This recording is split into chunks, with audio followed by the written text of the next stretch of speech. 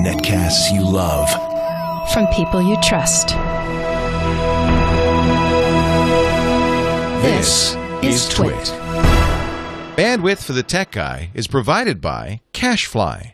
Cachefly.com. Hi, this is Leo Laporte, and this is my Tech Guy podcast. This show originally aired on the Premier Radio Networks on Saturday, December 22nd, 2012. This is episode 937. Enjoy.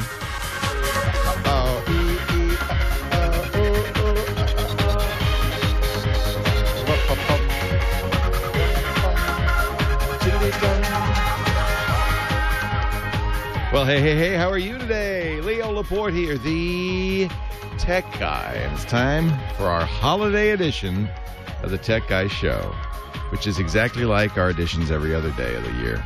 8888 Ask Leo. Well, I guess one thing that might be a little bit different, perhaps you're thinking about some holiday shopping. I asked on Twitter yesterday for some suggestions for holiday gifts under $100, and we'll be taking a look at some of those tweets, some of the suggestions people gave me. Some very good ones, actually. I liked it. We can also talk about larger amounts. 8888 Ask Leo's the number. If you want to call or ask a question, make a comment, make a suggestion. We'll also have the notes up on the website. We have a very good gift idea right now, gift guide right now at techguylabs.com, full of stuff I've talked about in the past. And some under $100. Of course, there are a lot of things like iPad cases and iPhone cases and so forth. But there's more than that. There's some stuff that actually is pretty cool. A lot of people on the Twitter said a Roku box would be a good idea. Interesting. 8888 Ask Leo. That's the phone number. 888-827-5536. Toll free from anywhere in the U.S., outside the U.S. Use Skype or some other voice over internet protocol and make a ring, make a call to the 800 number. It's toll free. Toll free. 8888 Ask Leo. Website again, techguylabs.com. Well, of course, the big story over the week was the Instagram kerfuffle. Did you follow all of that?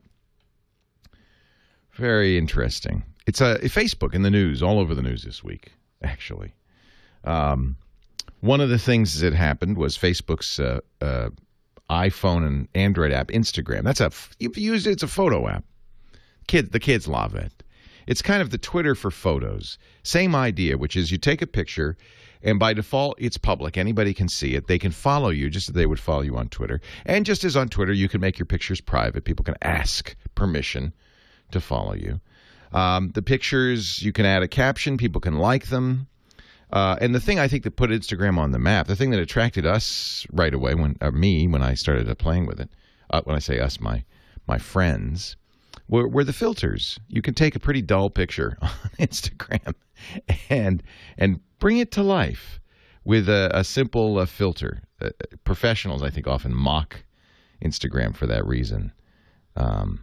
It makes your photos look artsy, even if they're not. But it certainly caught on. Lots of users. And earlier this year, it was one of the big stories of the year, in fact.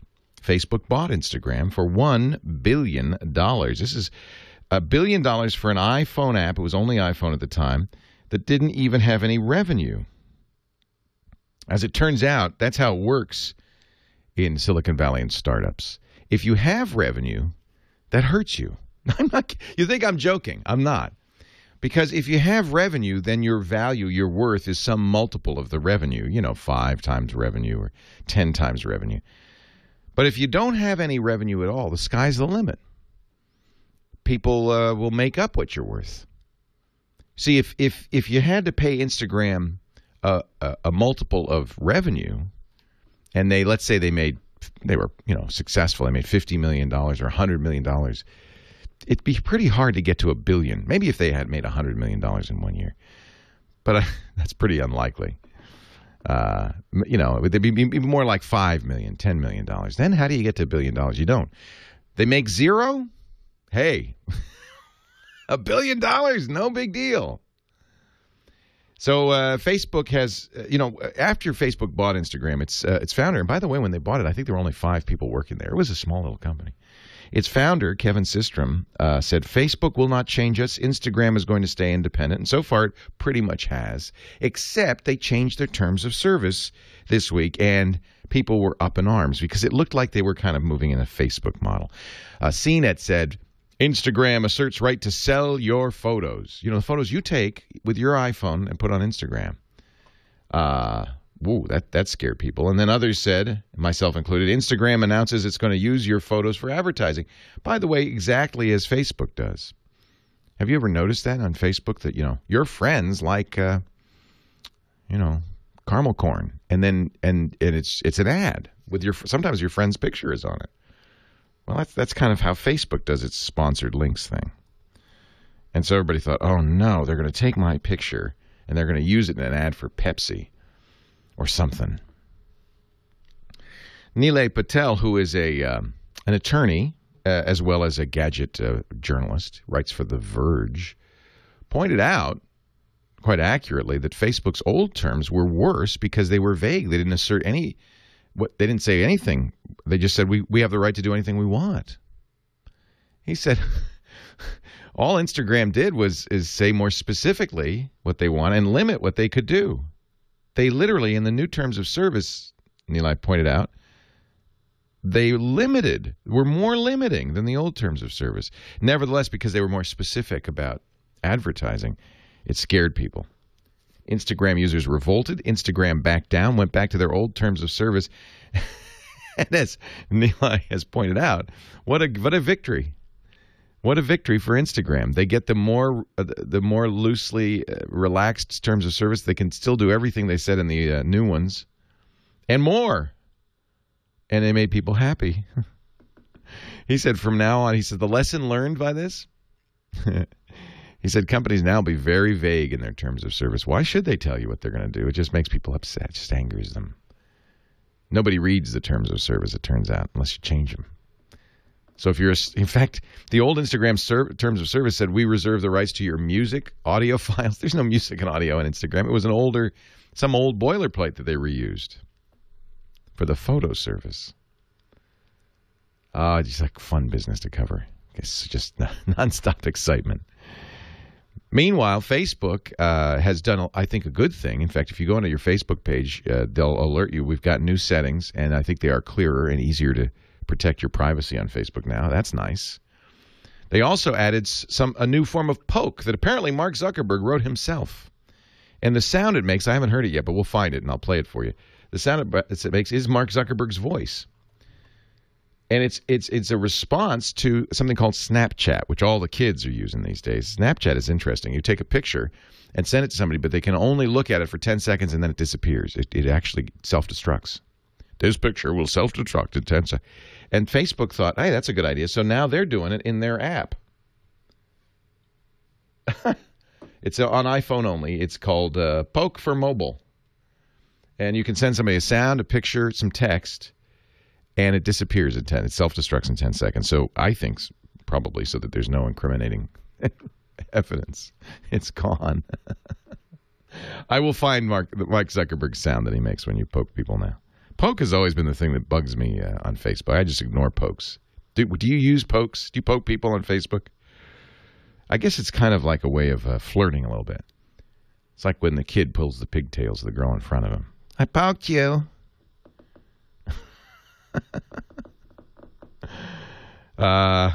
Anyway, you can get it if you have an iPhone. You can download an update to Facebook, and I'm sure it'll come out on Android soon. We'll talk about gadgets. We'll talk about phones. There's some great tablets out there and a lot of gifts. Oh, here we go. Here we go. Chat room. You're so good. Scooter X in the chat room, one of our chat moderators, says, here's the voice of Mark Zuckerberg poking you. This is what it sounds like. Really?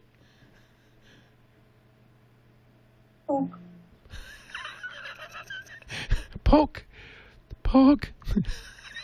That's possibly even more annoying than the old poke. Even more annoying. Poke. 8888 asked Leo. No, that's him. That's Mark's voice. Yes, 888-827-5536. We go to the phones next. I am Leo Laporte, the tech guy.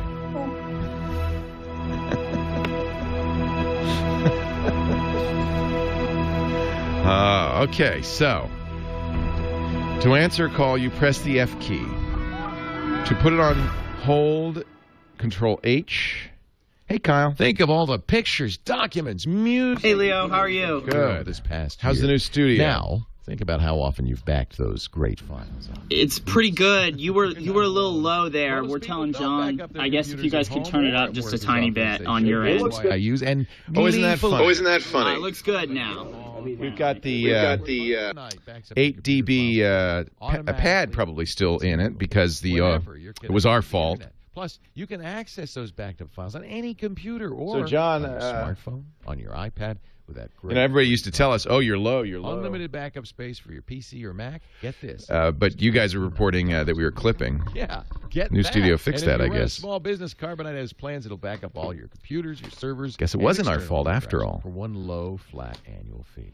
Start your free trial today at Carbonite.com. You don't need a credit card, just my name. So he's Leo. saying now we're low. 2 free bonus months. Do we have the pad in still? That's Carbonite.com. Offer code Leo. Just take When it we out. built the new Tech Guy Labs, we wanted to do as much as we could. He said it's better now. Yeah, you're good now. Meetings there, but I Do you want a little more? Well, we'll see how the next break goes. Russell, my IT guy, And, said, you know, there's a cloud-based phone system too, Ring Central. I said, go for it. Here I we just are think it's at ironic that all this time it was our fault. We had to put a cheap mic processor in and stuff, and then they changed studios and it mysteriously goes away. Ring Central allows me to easily customize all my call handling. My producer loves getting his voicemail and his Unbelievable. Well, let's see if the echo's gone. I bet it is.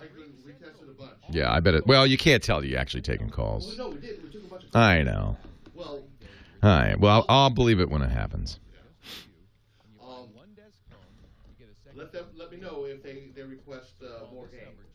Okay. So, Kyle, I'll do the next break as is. You didn't take the pad out fully. It's still somewhat. I went from, We were 8 dB down. No, this was -5. It's now 0. Oh. And So we're now 0 on the board. -7 in the Zephyr to -3 in the Zephyr. Oh, okay. So we're -3 in the Zephyr. Right, and this All right. is 0. We're 0 on our board and 3 in the Zephyr. So he can. We were 5 dB down here and 7 dB down in the Zephyr. We were 12 dB down in the Zephyr last week. We were 5 and 12. No wonder KFI kept saying I'm low. Well, that does not. That was the 5 dB here. Yeah. Have him text me if you want to. So Kyle, if you wanted to bump up, you could just text John, and he'll be sitting on the pad. Okay, will do. Thanks, Leo. Yep.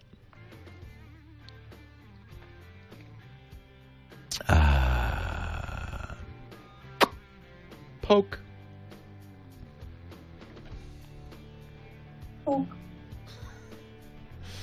So apparently, they did a hackathon over 12 days. Mark Zuckerberg actually wrote the code for the poke. He recorded the sound snippet on his phone as a joke, but after he ran through some filters, he decided to let it become, according to TechCrunch, he decided to let it become the soundtrack to the poke.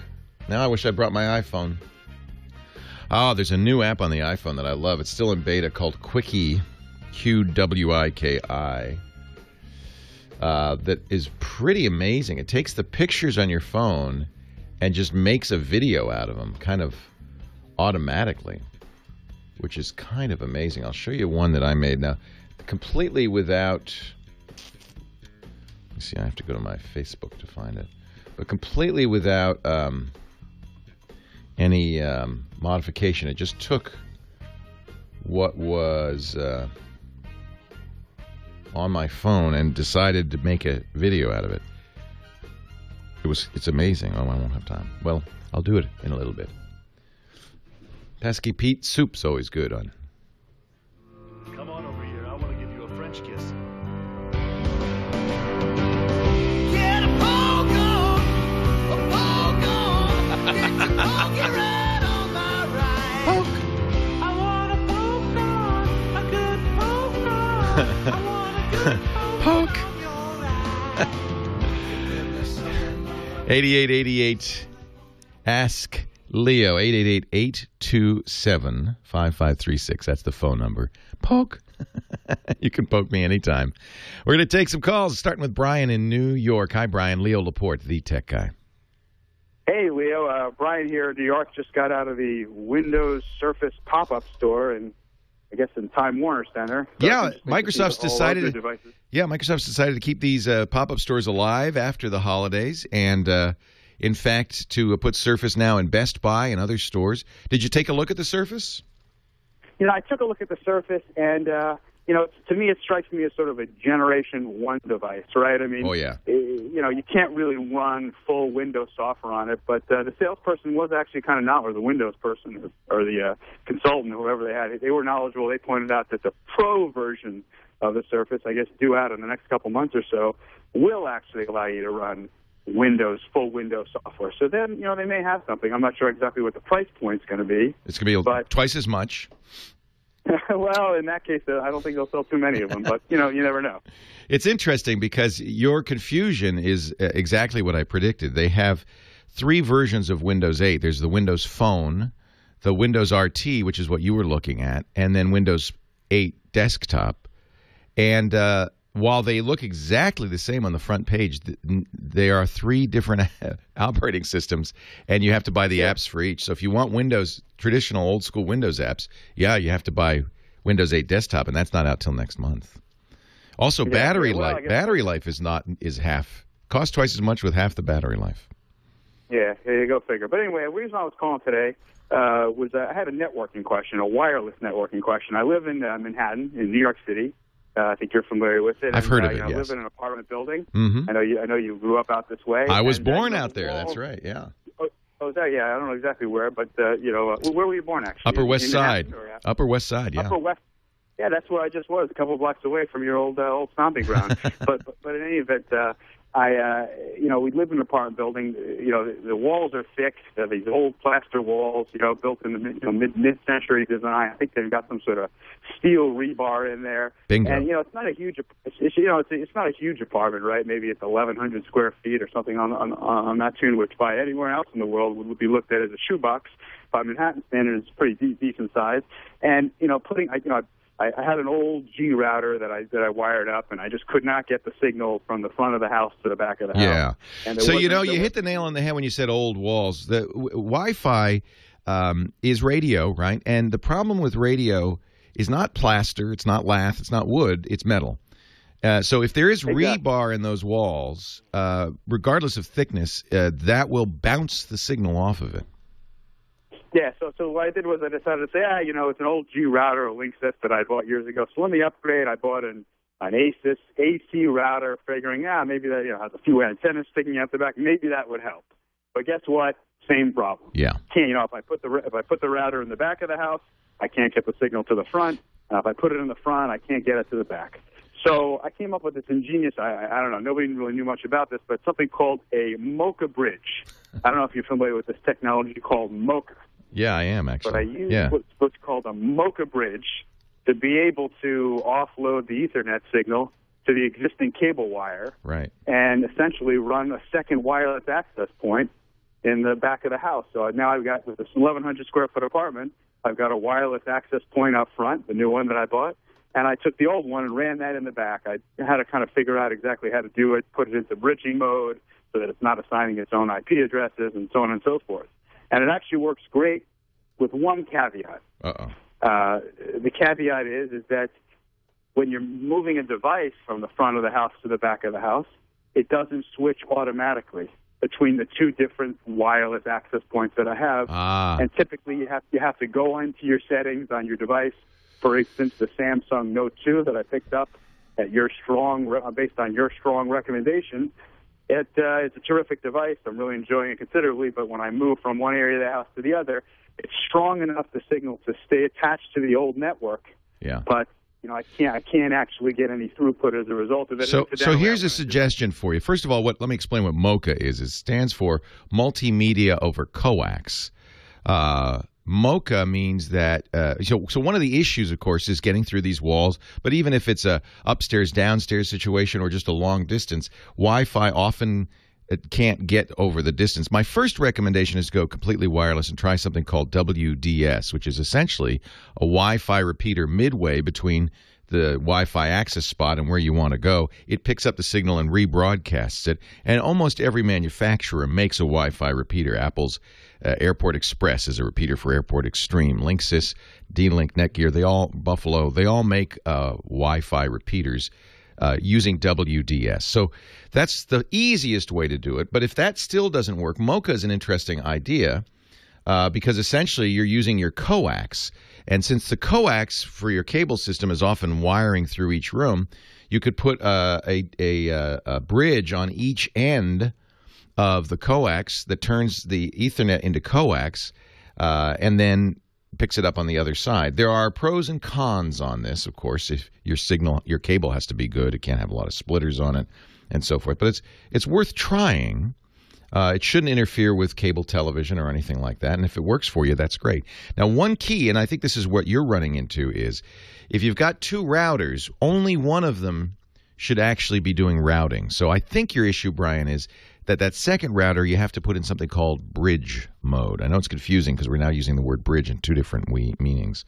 In this case, that second router, just as a WDS router would be, has to be set up not to assign IP addresses, not to do what's called DHCP. It should just be a bridge. In other words, a passive, I got the signal and I'm passing it on device. A repeater, in effect. So if you're using Mocha, or you're using WDS, that second device should be in bridge mode. Now, you could use a regular router for this purpose, or you can use something that's just a bridge that doesn't have some of the router hardware. You only want one router on a network at a time. You can also use, if you're going wire to switch, but the idea is we only want one active router on the network. And then your Note 2 and your other devices, your laptops, won't be confused. It'll all have the same name. It'll all look the same. What you've effectively done is set up two access points on either end of the apartment. The second access point is getting its connection from the first, but you don't want that. You want to disable DHCP is the key, or put it in bridge mode. Most routers have that setting. It's a good solution. It's clever. And it is an issue, especially in older buildings. It's not the thickness of the wall as much as the rebar. They call it a Faraday cage, named after the brilliant scientist who explained how electromagnetic forces work in the first place. The Faraday cage is an interesting thing. If you're really paranoid and you don't want the FBI or the NSA to snoop on you, you can use a Faraday cage. If you put copper, just a copper screening in your walls or around you, it will literally block electrical signals. It doesn't have to be solid. It doesn't have to be a sheet of copper, just a copper screen. That's why metal screens often can cause a problem with Wi-Fi. Hey, thanks for the call, Brian. Leo Laporte, the tech guy. Scott Wilkinson, our home theater guy, coming up. So how's my level? I have to say the phone sounded spectacular.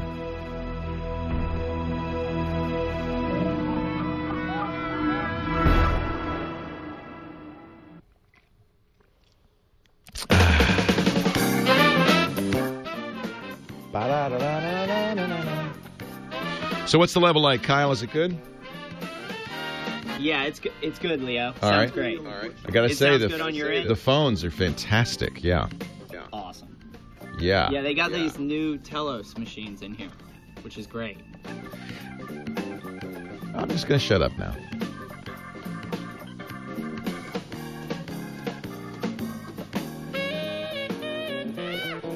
I'm going to say I told you so.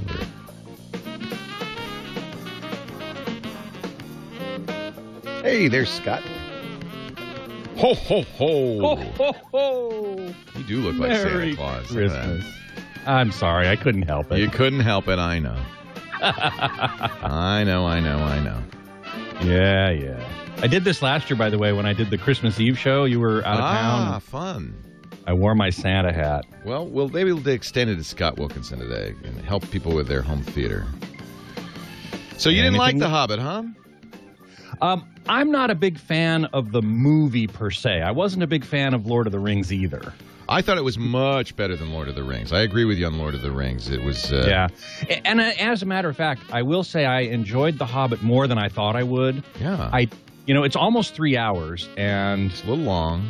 I wasn't, like looking at my watch. No. which I sometimes do on these long movies that are really terrible. So yes, I will say it wasn't really terrible, says Scott Wilkinson. It's getting. I mean, I think it's well below 50% now on Rotten Tomatoes. Yeah. Did you went and took the crew and saw it? We saw it in IMAX, but not HFR. Oh. Well, apparently, I don't think there is IMAX HFR. There is. I saw it in IMAX HFR just last Saturday. Well, maybe it was HFR. Well, you would have known. Believe me, you would have known. Well, it was very realistic looking. It wasn't as realistic as I expected. See, I thought it was. Now, let me see. 48 FPS. 48. I thought it. You know, the reason I thought it might not be HFR is because they had an ETX screening with Atmos that was HFR. So I don't know. I think the IMAX could well have been. I was supposed to go to an ETX screening the first night it opened, and that was when, the projector crashed. Right. And it was HFR and Atmos. Okay. And that's really the way I wanted to see it. But I'm going to go see it again. Yeah. There was a Vincent Laporte, who is a wonderful photographer who became a filmmaker with these Canon DSLRs, and it's just brilliant. Yeah. Wrote a really good article about what's wrong with HFR. Yeah, I think I saw that. It was on Gizmodo, I think. Well, it was on his blog. Gizmodo might have republished it. Oh, might have. I think I have it here somewhere. In any event, it was a great article, I thought. Yeah, he kind of said it all. I guess I'm gonna have to go back to San Francisco. Yeah, Vincent Laforêt, exactly. Yeah, he's good, and I think he made the point exactly. It's kind of the same point I make about 3D as well. I have to say, it's great in IMAX. It was really nice. It was really nice, and I thought the 3D was very good. Yeah, you probably didn't like it too much, but it's all right. It's a lot of gimmicky 3D, unfortunately.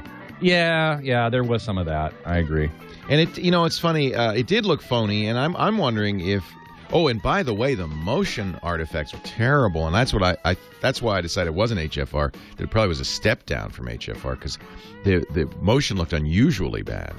Really? Oh, and when I saw it in HFR, I thought the motion looked very good. Yeah, so I think that confirms it wasn't HFR. Yeah, and that maybe a 24 FPS step down is not a good idea. Scott Wilkinson's here, our home theater guru. And he, of course, writes for The Secrets of Home Theater and Hi-Fi at hometheaterhifi.com and joins us every week and does a podcast called Home Theater Geeks every Monday on the network, the TWiT network. Hey, Scott. Hey, Leo. So Merry you finally, I saw The Hobbit last night. Merry Christmas to you. And you saw it, I guess, finally. I did finally after the aborted attempt the other night. But so now I did go. I saw it in IMAX standard frame rate. Yeah, and I'm sorry to hear that because I really wanted to hear your impression of the high frame rate. I saw it in IMAX high frame rate. Yeah. I didn't know such a thing was possible, but I guess in San Francisco, the Sony Metron, which, by the way, I guess now it's the Lowe's Metron. No, by the way, it's now the AMC Metron. It's clear, seriously, it's been through 3 owners, and I think it's just falling apart. It's very sad. There was nobody. It is very sad. 600 seats in that IMAX theater, 150 sold on a Friday night, 6:30 show. Oh, my goodness. Yeah, that's amazing. And 20 of the 150 were me. We're TWiT. We're TWiT. We're my company. So it was, and there was one person at the counter, and it was terrible. It was a horrible experience. So maybe, now they do have HFR. They have something called ETX. What's ETX? ETX is AMC's sort of, what that stands for is Extended Theater Experience. And so it's a kind of an upgraded theater experience. They use 2 projectors like IMAX for 3D, so you get a brighter picture, which is good. Okay. They use the same type of glasses as Real D 3D, so IMAX uses a different type of polarization, so those 2 types of glasses aren't cross-compatible. Right. And in some AMC ETX theaters, they also have Dolby Atmos sound system, which puts speakers all around. This one had Atmos, that's the overhead speaker system as well. With also overhead speakers, right? Yeah. And objects are steered around by the sound mixer so that they fly around much more convincingly than a standard 5.1 or 7.1. Notice, by the way, neither of us are talking about the movie itself. This is what happens when it's the specs. This is in the early days of hi-fis. It wasn't about the music you were playing. It was about the reproductive system. It was about how many watts per channel RMS and distort and all of that stuff. And then eventually, about the mid-'60s to late '60s, it became about the music again. In computers, it was the same thing. We talked about speeds and feeds, how many megahertz, how much RAM. Right. And now we're more and more, thanks to things like the iPad, talking about what can it do. And I think we've kind of gone into a second childhood for film, where it's all about the specs, the speeds and feeds, and so much less about the content. Well, in this particular case, I have to agree with you because this is a new paradigm for movies. It's shooting them at higher frame rate. And so, of course, everyone's going to be focused on looking at that. I was focused on looking at that, at least for the first part of the movie. And I have to say, I'm sorry you didn't see it in high frame rate because I would love to have talked to you about that, but we can do that, if you see it again. Try to see it in high frame rate. I found it to be very compelling. Now I know that Vincent Laforte has written about this and thought that it was terrible. Yeah, he's a wonderful cinematographer. He is, and I respect his opinion greatly. And a lot of people have spoken up and said, it took him out of the picture. Right. He makes the point that it took him out of the story and made him concentrate on this hyper-realistic looking image. He said an interesting thing. He went to see it first in HF, a high frame rate, and then he went to see it in the old school 2D, 24 frames per second. And he said, now, remember, this is just a small sample, but he said the audience in the high frame rate IMAX, 3D, didn't there's a wonderful meal scene at the beginning. It was very funny and fun, but they weren't laughing, they weren't responding because he felt they were so engrossed in the technology that they weren't really getting the movie. And he said, when I saw it in the old school 2D with a slow frame rate, people were laughing and enjoying the film. Interesting. Yep, he did. Yeah. By the way, he also saw it in 3D, 24 frames per second. 3 times he went to that movie in one day. Wow. That's 9 hours of sitting through this movie whether 3 times. Whether you like the movie or not, and by the way, I loved it. I thought it was much, but now perhaps because I'd read all the bad reviews and I thought it was going to be terrible. Right. But I thought it was great, and I'm a big fan of The Hobbit, the book. Yes. And I felt it was very true to the book, and it's a kid's story. And so it had some fun, childish stuff, and I thought it was quite good. I really, really enjoyed it. And it was a lot better than I thought it was going to be, too, for me. I'm not a fan of Lord of the Rings. Right. And I can't say that I thought this was a super great movie, but it was certainly better than I expected. Yeah. But I admit, I was looking at the 48 frames. I was really kind of trying to study it because that's what I do. Your job, yeah. Exactly. And there were moments when I thought it just looked super great. It was so clear. Motion. You said you saw a lot of motion artifacts. And that surprised me. Now, that's okay. It's so sad that we have to say, well, I saw it in 3D IMAX, but there not are 6 high different frame rate. versions. Yeah. So because I thought, well, I bet you this is because it was shot. It was shot, by the way, we should say. The native format is very high resolution, 3D full frame rate, 48 frame rate. That's how it was shot. So I thought, well, I bet you when they had to step it down to a worse frame rate, because you lose frames, you lose data, and that's why the motion looked so terrible. It looked worse than a normal movie. Absolutely. It could very well be. Yeah. I do plan to go see it at 24 frames in a Dolby Atmos theater, so just to make a comparison and see. So I'll be interested to see if that the motion artifacts really are as pronounced as you saw them. It was I hope they're not, but it was weird. It's bad. Yeah, it was disturbing. But at 48 frames per second, the motion as the camera panned and as things moved across the screen, you still had motion blur, but it wasn't nearly as bad as it normally is. Things were much clearer, which I really liked. Sometimes things looked super great, and occasionally it did look like, you remember national public television in the early days used to show some specials, and they looked like they were filmed on video, which they were. They were. and it looked kind of funky and weird. Yeah. There were moments in The Hobbit that looked exactly like that. Yeah. But it wasn't consistent. It didn't happen all the time. It was only occasional shots. And I wasn't sadly taking notes about, which moments those were. I will next time. No, I'm with you. In fact, that was one thing that did take me out of the movie. Every once in a while, it looked too real. Even without 48 frames per second. It almost felt like the lighting was too bright. I felt like it should have been darker and murkier, and I was seeing too much. Yeah, Vincent Laforte, said the same thing. Well, he said it's funny. He said the lighting looked bad in the high frame rate and normal in the 24p. Yeah, he thought it was well lit in 24p. This is. I'm sure most people are going, "Oh, who cares? I just want to see the movie. Is it a good movie or not?" And I think it is a good movie. I quite enjoyed it, and I will have to see it about 8 or 9 more times in every format. And then in about 3 years, I'll let you know which format you should go see it in. Right, exactly. I'm not sure I could sit through it, 5 more times. One of the controversies was, believe it or not, the angle of the lens that Peter Jackson used, but that's for another time. Leo Laporte, the tech guy. They said you should be shooting it. Wait a minute, I got to get a picture of that. That's cute. It's a good one. Yeah, Beatmaster has a good point here. Directors still learning a new method. For all your method. Scanning needs, you need to check out Epson. Right. Exactly. This is the first time it's happened, so of course it's it's experimental, just like 3D, just like color for that matter. As directors and movie makers get used to it, they're going to find ways to make it better, more integrated, less sort of obvious, and as viewers get used to it, the same thing. So, is it a good movie or not? Leo thought it was a good movie. I thought it was better than I expected, but I'm not a big fan of movies, and this is why I didn't like the Lord of the Rings either. Mostly after the opening half hour or so, it's running, chasing, fighting, running, chasing, fighting, running, chasing, fighting. That gets tiring after a while. So that's why I didn't particularly.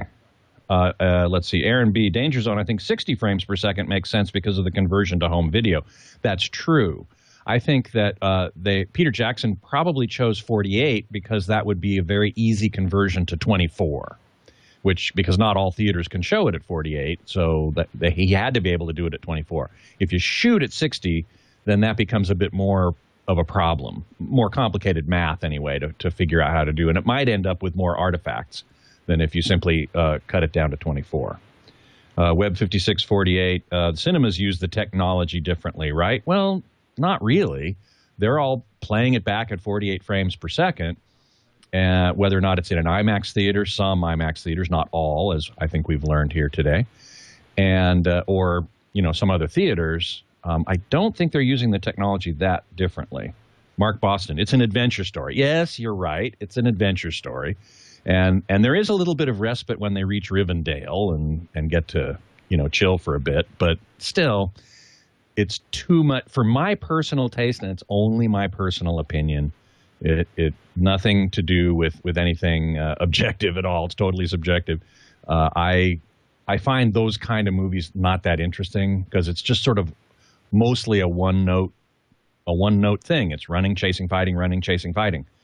And you think all is lost, and then something happens to save the day. Aaron B. said he thought it was a good setup for the other films. I agree with that. Although I'm really concerned that whereas Lord of the Rings took 3 books and made 1 movie each for them, Peter Jackson is now taking 1 book and making 3 movies out of it. That's the plan as far as I know. So he had to really extend things out to do that, to fill up the time. Plus the fact I don't think he needed to make a 3-hour movie or 2 hours and 45 minutes. It could have been a 2-hour movie, but I guess he needed to do that because it's a super blockbuster, blah, blah, blah. But yeah, I thought the very end of the movie was a great setup for part 2. I thought it was fabulous. It worked great for me. It felt like an ending, and yet also a cliffhanger, which is hard to do. Tons 1999 says 60 FPS would have perfectly smooth motion. 48 is a good compromise as it prefers some motion blur. That's true. With 60 frames per second, you would get less motion blur. You'd get more of the problems, quote unquote, that people are talking about, in terms of hyper reality and very broad depth of field. That was one thing that Vincent Laforêt complained about, was that it wasn't clear where to focus your attention in the frame. I didn't find that to be a problem myself. I was really happy to be able to look here or look there and look around and see things much more clearly. Got to run. Thank you. My pleasure. All right, Scott, you're not doing the show Monday, right? No, correct. All right. We're dark Monday. Take care. Bye-bye. Bye. Carbonite your library, Leo.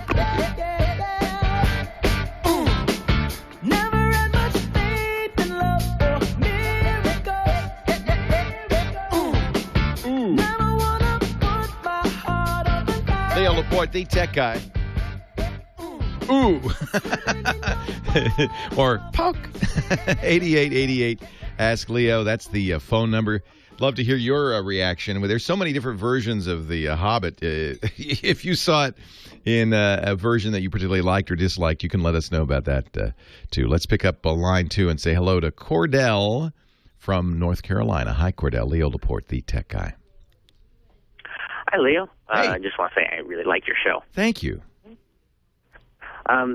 I recently had the hard drive in my computer go out, and so I'm looking to buy a new one, and I was wondering what you had to say about what to get, different kinds of brands. People often ask about brands, and I think there's only a few companies now making hard drives. There's Western Digital, Seagate, and they pretty much bought everybody else out as far as spinning hard drives go. I buy Western Digitals. I generally, depending on whether I want speed or whether I want cool performance, low energy performance, I'll either get the Caviar Black for speed or the Caviar Green for performance. But I think it'd probably be a good time, as Superman in our chat room says, for the obligatory SSD plug. So the biggest change in hard drives over the last 2 decades. Go ahead. I've only got a 1.5 gigabit per second SATA. Okay, that's excellent. Now you're talking my language, Cordell. So solid state drives have made a huge difference in performance for 2 reasons. One, because they have zero seek time. They're random access, so it doesn't take any time for the drive to find the data and feed it to you. And the other is just raw read speed. The write speed's a little slower, but the read speed's amazing. However, you won't get that benefit unless you have fast enough, what we call I/O bus, input-output bus, and that's just what you were talking about. Their SATA connection, which is the way the drive connects, is only 1.5 gigabytes per second. That's the slowest SATA out there. There's 3 and 6 out now. And really, to take advantage of a SSD drive, you'd need at least a SATA 3 connection. So your slower one, you're right. There's no point in spending. And the reason SSDs are an issue that comes up is there's no reason to buy an SSD if you're not going to see the benefit, because they are more expensive. They're more expensive. So, for this same amount of storage. Now, the prices have dropped dramatically, buck a gigabyte or less now. So that's getting to the point. I'm sorry, is that right? Buck a gigabyte? Yes. So that's getting to the point where they're starting to get affordable. I would say, though, in your case, I would say probably a Western Digital. Now, some people are saying the Western Digital Red. That's another. They have black. Say again?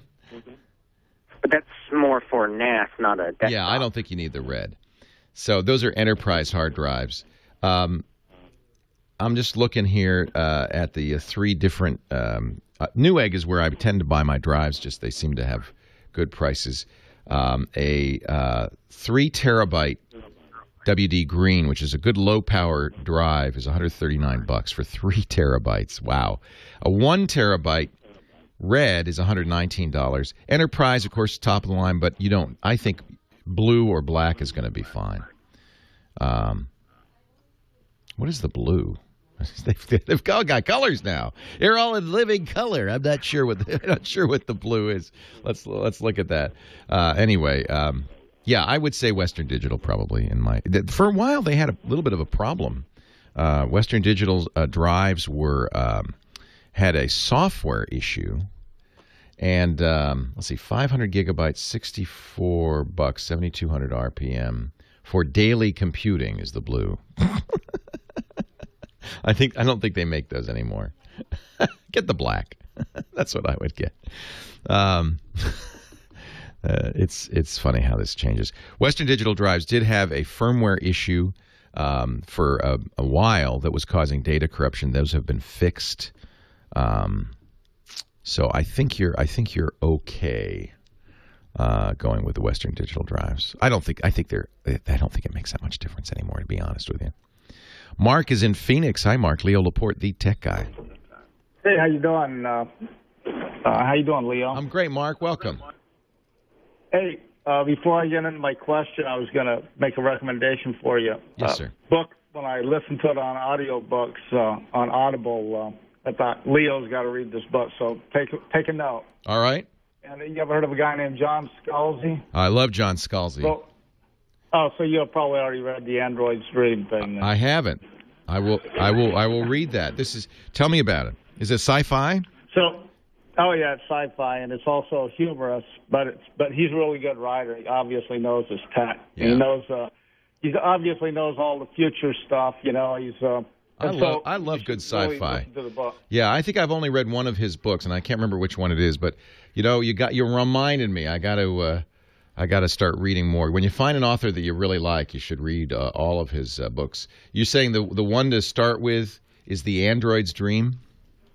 Yeah, that's a great book. Right. He's had some other ones too, like he had Old Man's War, and he had Ghost Brigades and some other stuff too. Yeah. So see, what happened was I read the one book, right? Well, then all of a sudden you got to go read all the other. You got to read them all. Like Hamilton, right? Because I started off with Hamilton, right? So I read all of those. Love his stuff. Yeah. Books, and then I just went through all of his books, and then R.R. Martin went through all of his books. So right. I think I got like 152 books on here. Thank you for doing that for me there, Leo. I'm with you. There's nothing like sci-fi for leaving your cares behind and going to a future world. I'm ready. We're all going to pass on to another plane at some point in our existence. That's just the way life is. The only thing that really gripes me about it is I'd like to see the future. I want to find out how it's going to turn out. So reading sci-fi is the closest thing I'm gonna get to that. So what can I do for you? So what I was going to mention was I am trying to wrap my mind around what Microsoft is going to do about the worst product that they've ever created and that is Windows 8. You're not alone when you say that. I mean, there's a wide range of reactions. Some people love it. Some people hate it. There's no question that Microsoft bet the farm on Windows 8, that they are all in, to mix my metaphors. This is it. They need to make an apology to their customers. Here's the thing I don't like about it, and that is, when you talk about Windows, to me that means you want to run your application in something called a window. And so the Windows 8 applications don't even run in Windows. You can't even put two. I mean, in theory, they have that bar thing that you can set them side by side. Yeah. But it's like they're digressing. The start button, I think, is only the beginning of the disaster. It's the worst product ever.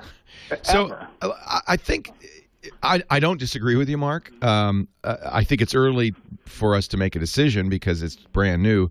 There is currently in both Windows RT and Windows 8 desktop, there still is the desktop mode, which is just like the old Windows 7 with windowing and everything.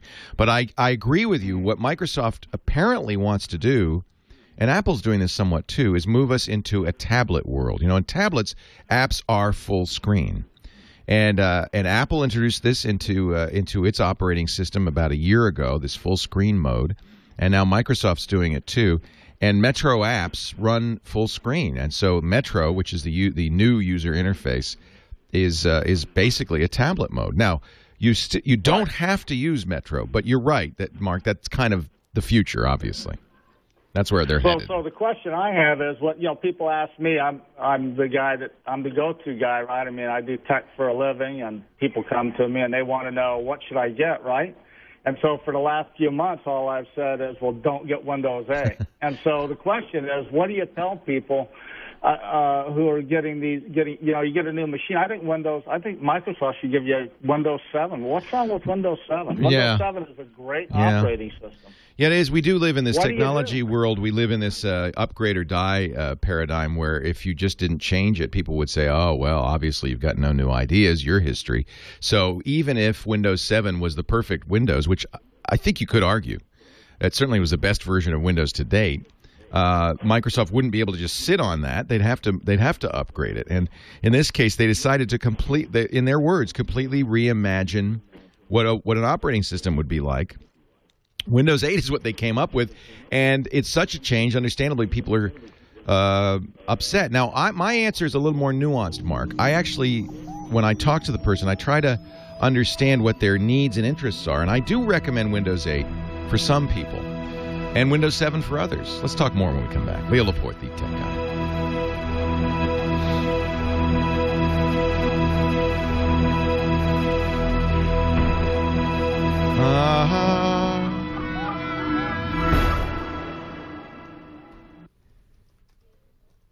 I love the holidays. I really do. But the last thing you want to do in the holidays is go to the post office. Everybody's there. It's traffic, parking. It's jammed with people sending holiday gifts.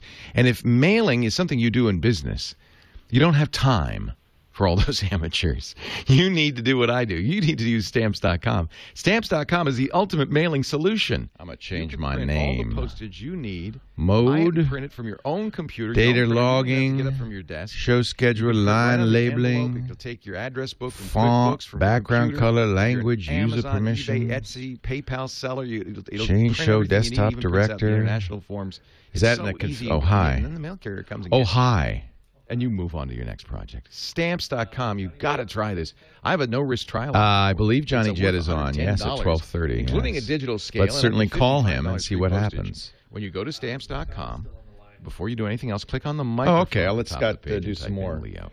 That's Stamps.com. Use my name, Leo. Go ahead, I'm still here. Go take it away, Blue Jay. Happy to give you a break there, Leo. Thank you. I appreciate it. No problem at all. So, let's see. Somebody in here just asked me about the website for, I think it was for about 48-frame movies. And what you need to do is go to 48fpsmovies.com, 48fpsmovies.com. And you will find there a list of all the theaters in the country that are playing The Hobbit at 48 frames. And I do recommend you go see it. I mean, people who are here in the chat room listening to the show are tech geeks, right? So this is big news in movie making. So it's worth checking out just so that you know what it looks like for yourself, and you can judge for yourself whether you like it or don't. Some people do, some people don't, and that's totally fine. But the more people who see it, we get a better statistical sample, if you will, of whether or not people like it. Ken Crayley is asking, what do I think about the Lucasfilm Disney deal? Woohoo! Oh, no. Let me tell you, it's going to reboot Star Wars. The last 3 movies were so god-awful. They were. They will do a Christopher Nolan version or something, and it'll be the dark Star Wars, and there's a huge opportunity. It's a great franchise, and I think they're going to save it. Yeah, I tend to agree. Because the last 3 were so horrible. Lucas was not a good steward of it. Right. Well, he wasn't a good steward of his own content. Isn't that ironic? Yeah. Yeah, really terrible. Web 1545 is talking about another website called 60fps.com. I hadn't known that. Yeah, that's where I want to go. Screw 48. Yeah. Let's go all the way. Hey, let's go to 120 while Why we're at not? It, you know? Shoot it at the... That's what Doug Trumbull advocates. Yeah. If you look up Douglas Trumbull, he was the special effects supervisor on 2001, A Space Odyssey, and a bunch of stuff since then. He's been advocating high frame rates for the last 20, 30 years. And he's got a system called ShowScan and some great YouTube videos that I recommend you check out. Look for Douglas Trumbull. Trumbull, and hopefully you'll find this YouTube video where he sort of explains what his show scan system does. He can even go so far as to embed high frame rate in certain parts of the image rather than the entire image. And I think that that's absolutely fabulous to be able to do that. Yeah, 1 billion frames per second. Exactly, James. And we're already skipping to 8K. Now, that's another interesting thing that I was thinking about during The Hobbit. Peter Jackson shot it on these red Epic cameras, which record actually in 5K, so downgrading to 4K. But it wasn't shown in 4K in the theater. It was shown at 2K. And admittedly, shooting at a higher resolution and then downgrading is better. You get better quality than if you shoot at 2K to begin with. But boy, would I love to see 48 frames per second, 3D at 4K spatial resolution. That would be amazing. It could be anyway. I'd sure like to see it. So that's something there. Beatmaster says, but back then there were much better DPs around. Well, that may be. I think there are plenty of good directors of photography now. Vimeo clips. Web 1545 Vimeo has a clip about 60 frames per second. Vimeo.com/tag:60 FPS. I haven't checked that out yet, but iPad 36593 asks, when do you guys think a 42-inch 4K TV will be below $2,000? I think it won't be long. But I also think that a 42-inch TV, 4K on a 42-inch TV is completely wasted, except if you sit with your nose to the screen. You really can't see the difference between 1080p at 42 inches at a regular distance. Certainly most people sit like 10 feet away. And at 10 feet, you should have a 70-inch screen. So a 42 is not going to be... you're not going to see anything at 4K. So I don't think anybody's even really going to do it. Waikiki Guru says, it's called Real Life, now appearing in 8K. Well, that's a very good question. What is the resolution of the human eye? Now, I'm talking about spatial resolution here. Now, clearly, there is a spatial resolution that beyond which we can't see any better, can't see any difference. And that depends on the size of the screen and the distance we are from the screen. And 4K, really the advantage of 4K is that it lets you get closer to a screen of a given size without seeing pixels. That's really its primary advantage. But it makes me wonder, what is the density of the rods and cones on the retina, which are the ultimate resolution of the human visual system? That's an interesting question. I'll have to look into that. Where's my OLED TV, Superman? Yeah, I'm asking the same question. I've seen some articles lately that say it may not happen after all. The manufacturers are kind of going for 4K, and they're finding that OLED the manufacturing hurdles are still too high, that the yields are low, the error rate is high. And, I'm real interested to see if it's going to make a splash at CES this year like it did last year, or if it's going to sort of quietly go away. Oh, yes, Aaron B., great question. Actually, Aaron B. loved the Star Trek and Man of Steel trailers when seeing The Hobbit. We went to IMAX, Tom Norton and I, and saw the 9-minute Star Trek trailer, which was great. Because we had no trailers. No kidding, really? The guy comes on saying, welcome to the AMC. You're going to watch an IMAX. There are no trailers. Oh, my God. And at the end of the movie, before the credits even roll, he comes on, thank you for being here. This theater, I'm never going back to the Metreon. The worst. They're going out of business. They're going bankrupt. Horrible. Terrible. Thank you for coming to the Metreon. Have a Merry Christmas. What the hell are you doing? I'm watching the closing credits. I know. I always watch the closing credits. Don't forget to leave your glasses. Well. And this theater had an emergency exit film like on an airplane. That didn't inspire confidence. All right, Scott. Thanks. I'll see you. Thanks, Leo. See you next week.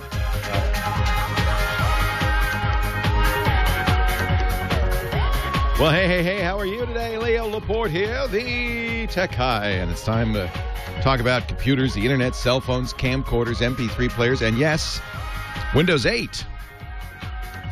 Is it awful? Is it horrible? What's your opinion? Mark brought up a good point. He's a tech guru in Phoenix, and he says, I just can't recommend Windows 8 to people when they ask me. And I kind of understand that. My response is a little more nuanced. If it's somebody who's not used Windows before, well, obviously they're not going to have any preconceived notions. I think Windows... I like the interface, the Metro interface. By the way, Microsoft says... Microsoft and Apple both have done something incredibly stupid, in my opinion. Microsoft chose a name Metro for this full-screen tiled interface. And then a year in... is sued by a company in Germany, and they can't use the name anymore. So they say, we're not going to call it Metro. We're not going to give it a name. Oh, great. So that thing, that thing on the screen, that thing that's unique, the tiles and the interface and the full screen, that has no name. No, it has no name. Okay. Apple did the same thing. Remember with the last iPad? They said, no, it's just the iPad, the new iPad, you can call it. The only thing wrong with that is it's not the new iPad anymore. Now it's the iPad that came before. It's the old new iPad. Now the new iPad's the new iPad. There's a reason why we name things. Naming things is valuable, is useful, and as somebody who tries to talk about things, having a name for it makes it a whole lot easier to do radio. You know that thing, the Windows, the new Windows look, that thing?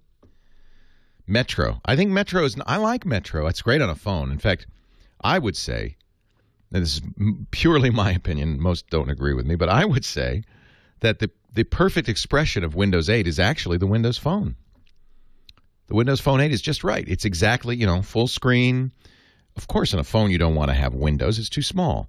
The Metro interface, the tiles that are live, that show you information, they're fantastic. It's easy to use. It's clean. It's efficient. Snappy even on slower hardware, which is something you cannot say about the iPhone or Android phone, especially about Android.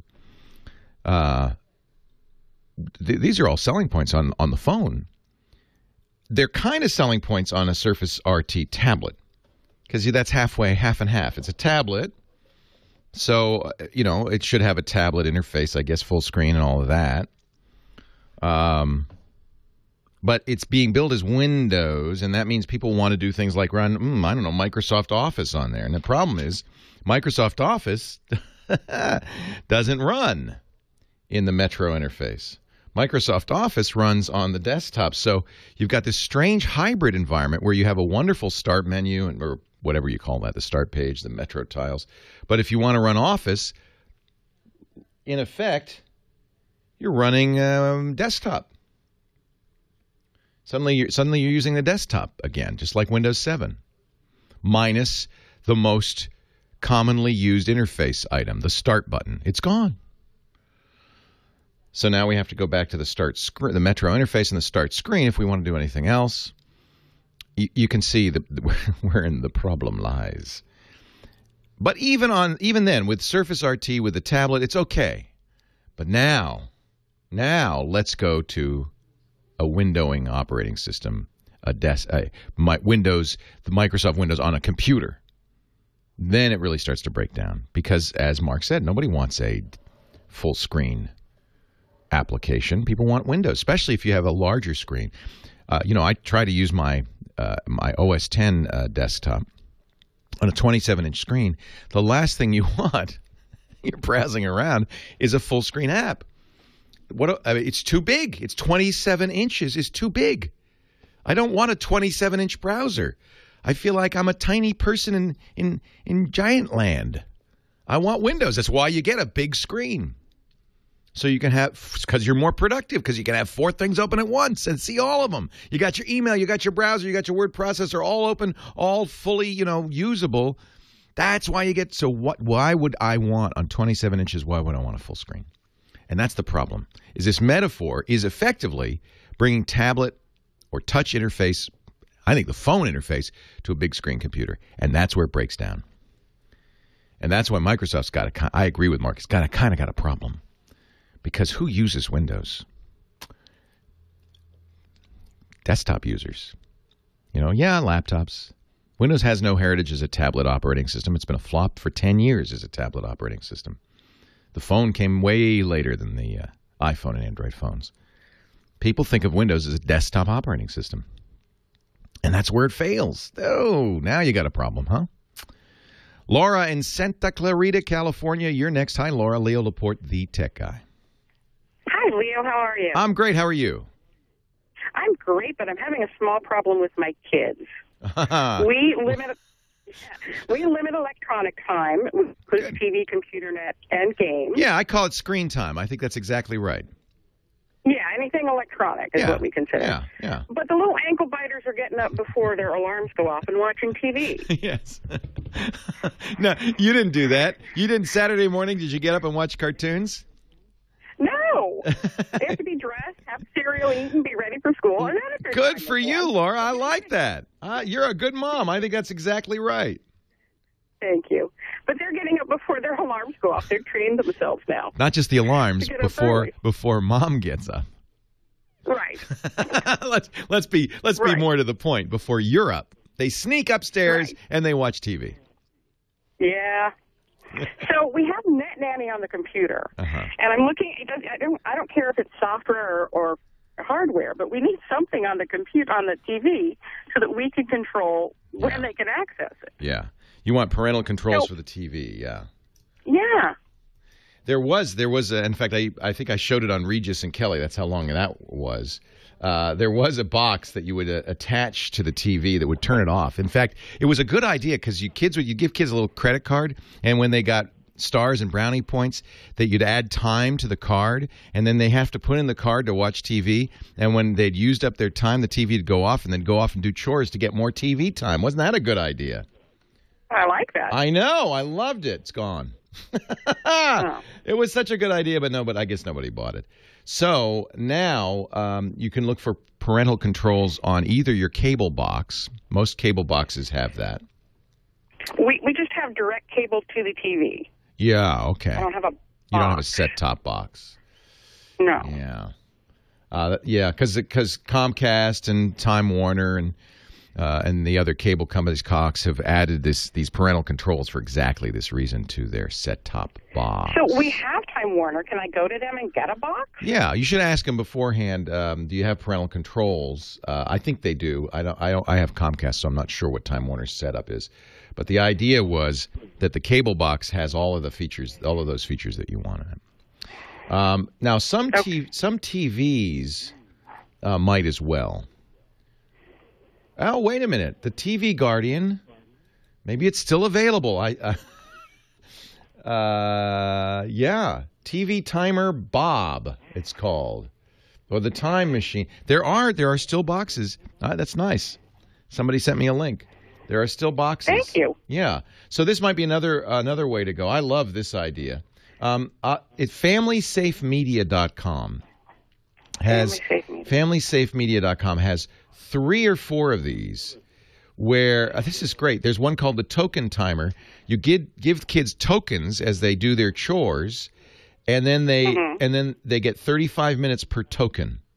Now, what about when I want to watch TV? Oh yeah, you can get around that. there's a parental unlock, obviously. Isn't this a good idea? Okay. Wow, that's cool. So yeah, there are a number of hardware devices that will do this as well. That's very cool. And then ask your cable company, because of course most cable companies, understanding this problem, build this into their set-top box. Leo Laporte, the tech guy. I love this. This is hysterical. I guess they still make this stuff. So they have a comparison. TV Timer Bob. Wow. Yeah. Hey, let's face it. We're all trying to save money these days. We're all trying to iTimer, maybe that was the one. No, this was it. Time Scout. These are all discontinued.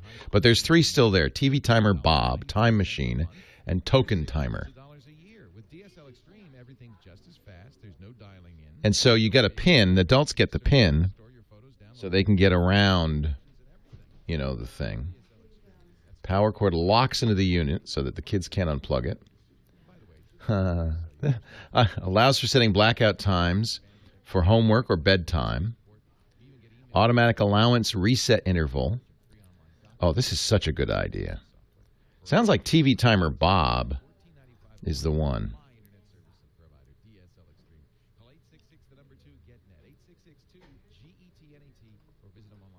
Huh. Yeah, I think they liked it. I think they liked it. TV Timer Bob. Let's see how much it is. This is such a funny thing. PIN access for every family member. Weekly or daily time management. Time reporting for every user. Time period blocking. Homework time. Can't do watch TV. This is so clever. It's a lock. Goes right on the power. So how much is TV Timer Bob? $100. Photos with Epson's restoration software. There's no need for the slow warm-up time with Epson's exclusive fast ready scan technology. Yep. Of course, I never used anything like that for my kids. They're completely spoiled.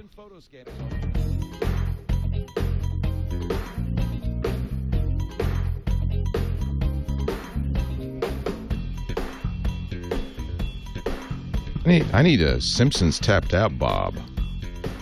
It's kind of bright. Let me turn it down.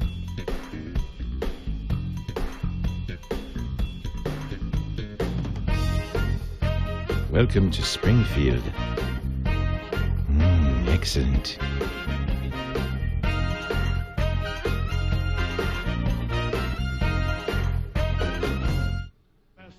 No, nothing ever happened with the Mayan. Hey, Leo. Yeah. We just got that Carbonite live read. Thank you. Oh, I forgot. Yeah. And he loves to party down. Rorschach's runs to the animals. Yeah, when he's not clowning around. Why nutty? Eat up some fun. Say no to drugs. Be in bed by 10. But if trouble's about, you'd best watch out for the Watchman. Leo Laporte, the tech guy. 8888. Ask Leo. Thomas in Anaheim, California. Very patient. Thank you for holding on, Thomas. Leo Laporte here. My pleasure, Leo. Thanks for taking my call. My pleasure. I have laptop issues. The story starts with me about a month ago buying an HP laptop with Windows 8, no touchscreen. Soon find out that Windows 8, although I like it, is entirely unusable without the touchscreen. Take that laptop back. Good. Step 2 was to buy the Lenovo Twist. Found it to be underpowered and found the Twist not to work well. The screen was orientating itself upside down. Very annoying. That is annoying, yeah.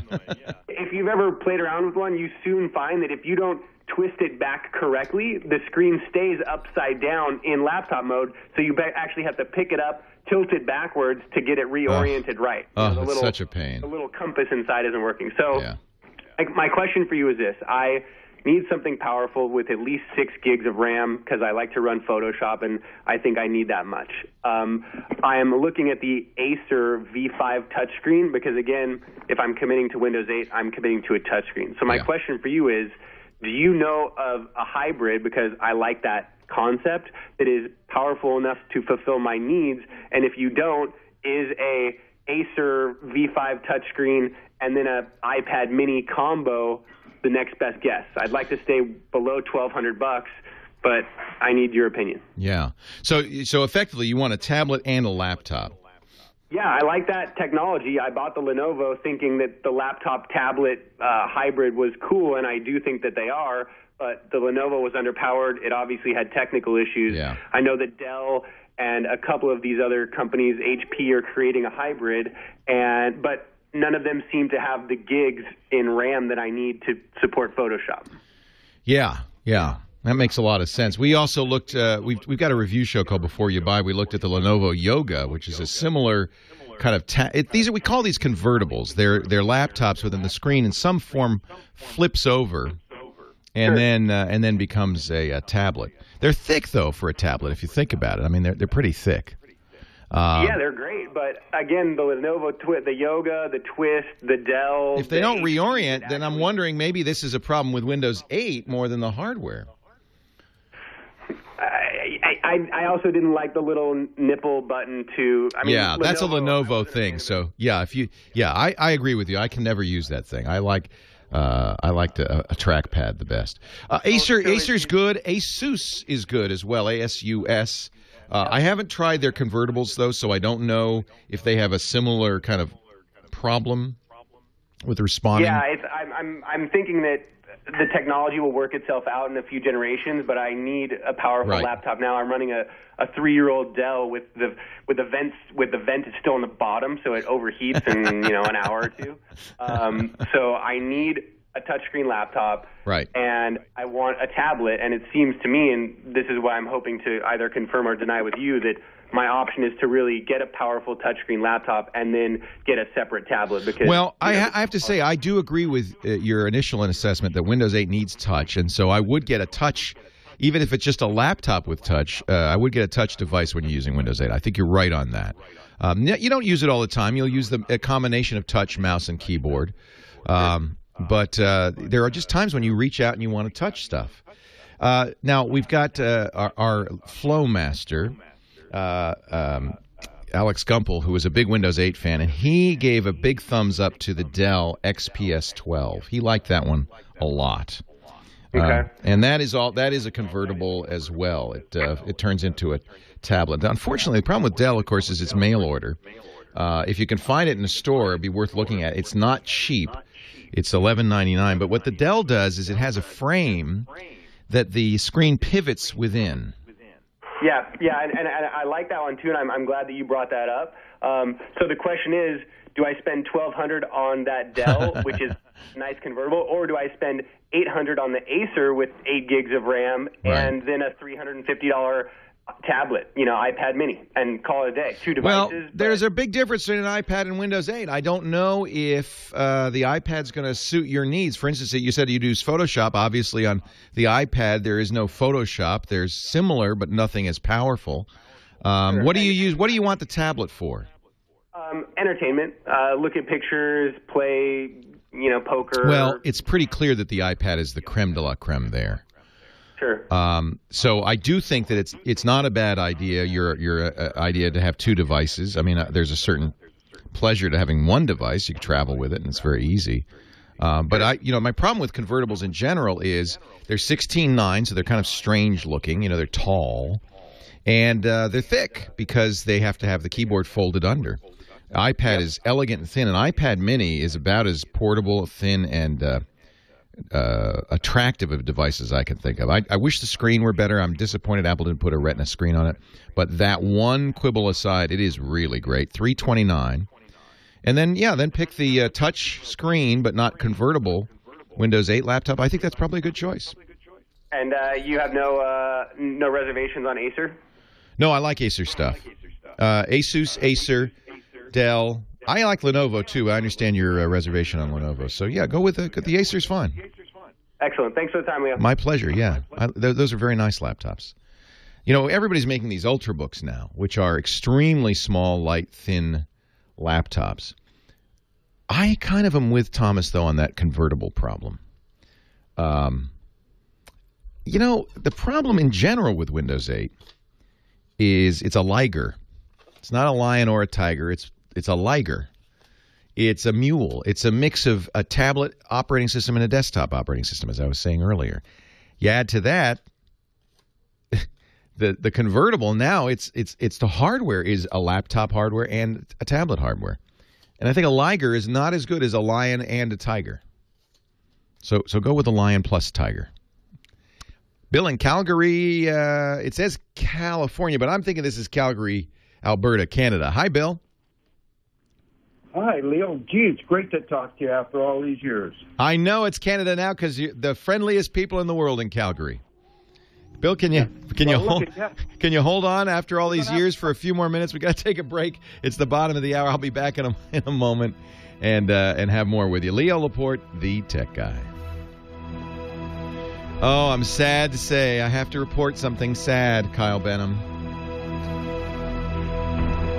Was there really echo? Ton of echo on Mark. It was as bad as ever.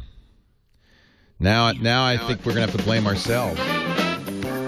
After all that, the echo is not fixed. Yeah.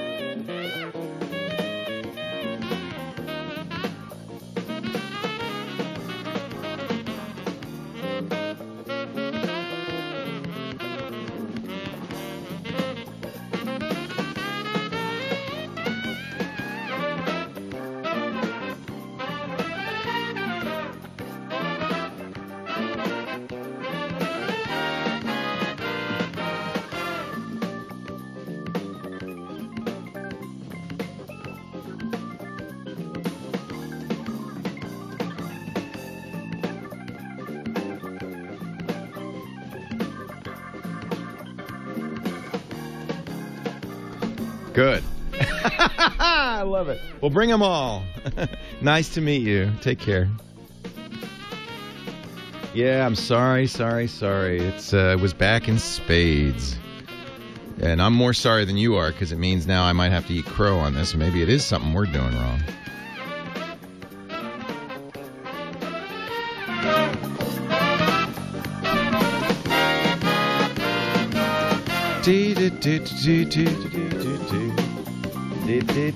Who's that behind me? It's Johnny Jet. And Johnny, where are you today? You got to guess. Oh, yeah, we're going to do that, aren't we? Where in the world is Johnny Santiago? All right. Oh, this is exciting. Let me show everybody so they can guess. It's a beach. It's a palm tree. It's obviously tropical. Oh, but this could be almost anywhere. This could be anywhere from Phuket to Bali to Hawaii. Well. Now, well, wait a minute. From the time zone, though, that's a hint. I'll give you a hint. It's in the continental U.S.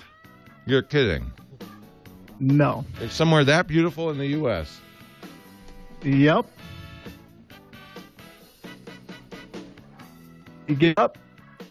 No, we got to do it on the air, Johnny. You're not on the air yet. You're not on the show yet.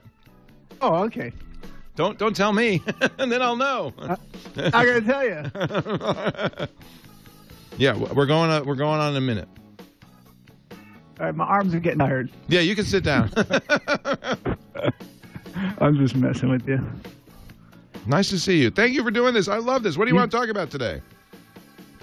We can talk about anything, but I thought maybe since there's so many flight delays, we can talk about. Oh, that's good. I just got a wonderful app for the iPad called Flightboard, and it's really fun because it looks like the flight board that you'd see at an airport. Oh, I like that. Yeah, but you can choose the airport, and then it will give you a current flight status. Just like so. This is SFO departures. And you could search, of course. You could sort by status. You could sort by gate. You could sort by destination. It's very simple. It's a free app. Anyway, here we go. All right. Could he be in Aruba? Could he be in Jamaica? Girl, I don't know where he is. Johnny Jet's joining us. And now it's the radio, so I'm going to have to describe. I'm looking out the window where you are, Johnny. I see palm trees. I see a beach. I see cabanas on the beach. It's a beautiful day. The sky is clear, the sun is shining, and I'm really jealous. And the trick is we have to figure out where you are. And you told me something that kind of surprised me. You're in the continental United States. So I'm going to guess. I'm going to guess. Is it North Carolina? No. Myrtle Beach. A little more south. It's Florida. You got it. All right. I'm in Delray Beach, Florida. Delray Beach Marriott. How nice. Johnny Jet's got the best job in the world. In fact, when he joins us, and by the way, he's a new regular on the show. He's going to join us at this time every week, or at least when he's available every week. But he's always somewhere else. Last week you were in Toronto. You just travel. How many days a year do you spend out of your house? About 250. 250 out of 365. Yeah. You were telling me that, what was it, October? You did how many miles? I did 45,000 in 30 days.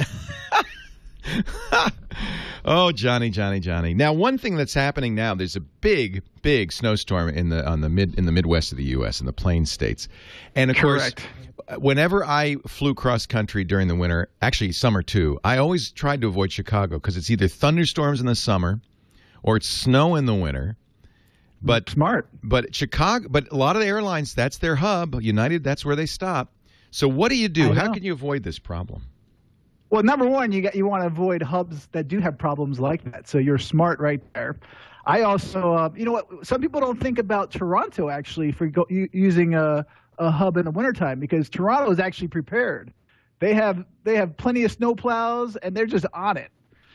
But I always try to go south. Like I would rather go to Dallas or Houston in the wintertime if you need to connect. But obviously it's it's obviously best not to connect. So pay the extra money and not connect. And if you really need to be somewhere that's really important, you got to go at least the day before, and that's including cruises, because you never know with mechanical problems or weather delays. Johnny and I both are cruise fans. We love going on boats.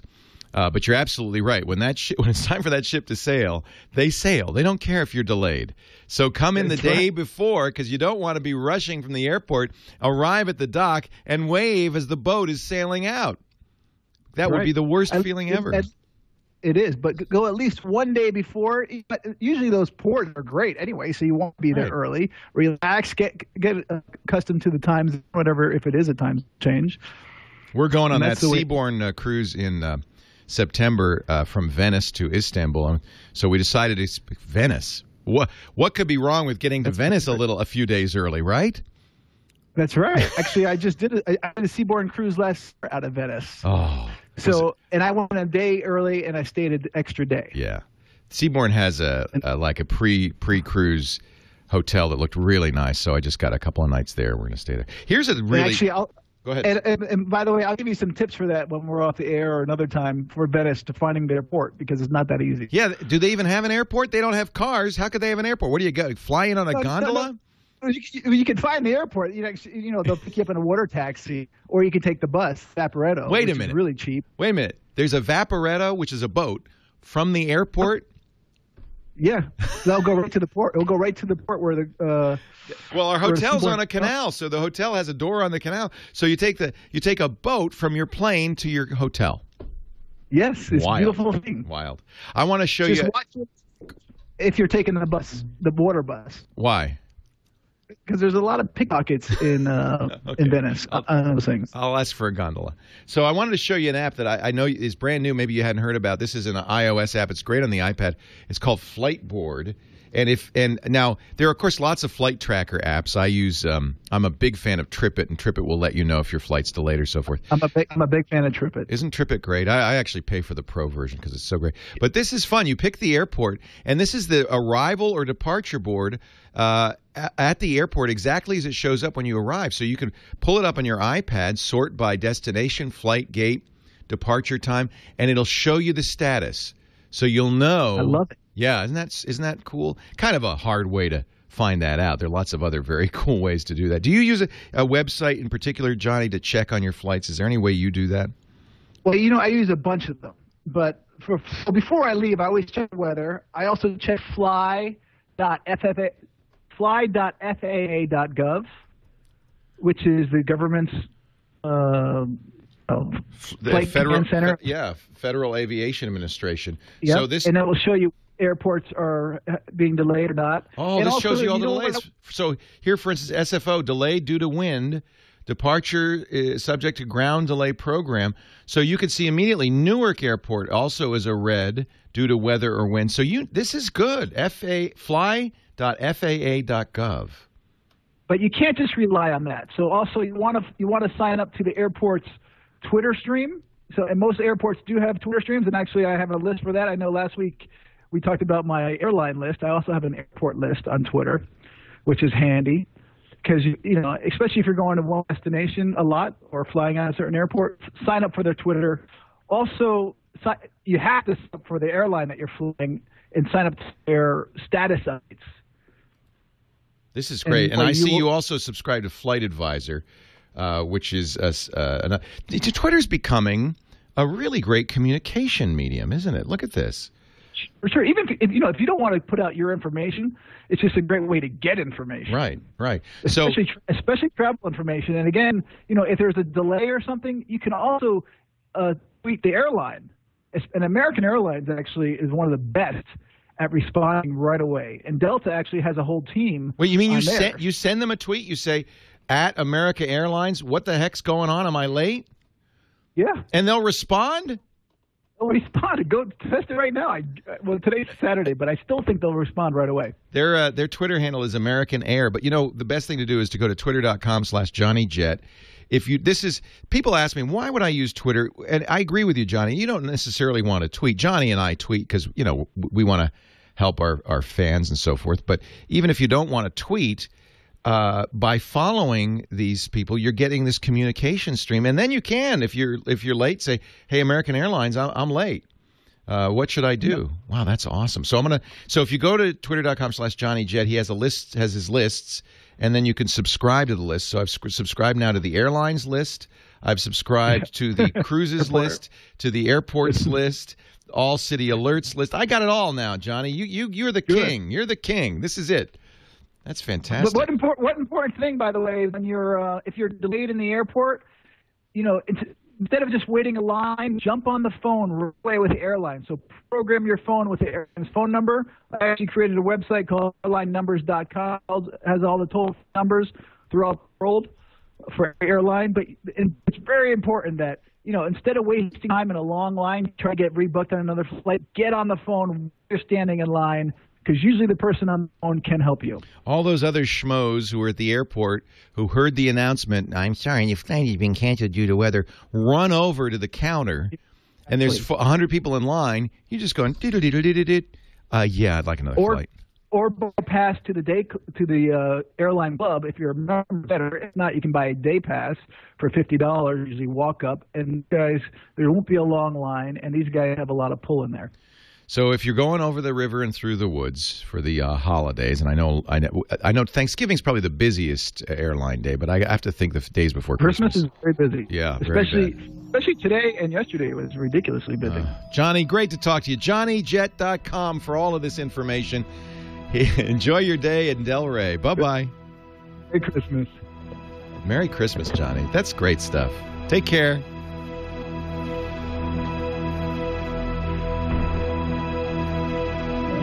This is fun. I think there's times like the Skype wasn't great today, where we should probably check the Skype before we put you on the air, and if it's you can always use the phone. It's just cutting in and out a little bit. Yeah, I'm sorry. It's my internet at the hotel. Yeah, hotel Wi-Fi is always spotty. So I'm sorry. No, it's fine. What we'll do is we'll check this when we get you at first, and if it's not good and solid, we'll just get you on the phone. Yeah, okay. Because at least, it's radio, so I don't have to see you. I like to see you, but we don't have to see you. Yeah, I was hoping that wasn't the case because I could hear it, and I was like, oh, yeah, man. It was cutting in and out. By the way, I think it's because it's cold here in Florida right now, actually, and I think a lot of people are in their rooms from the net and watching videos. They're not at the beach.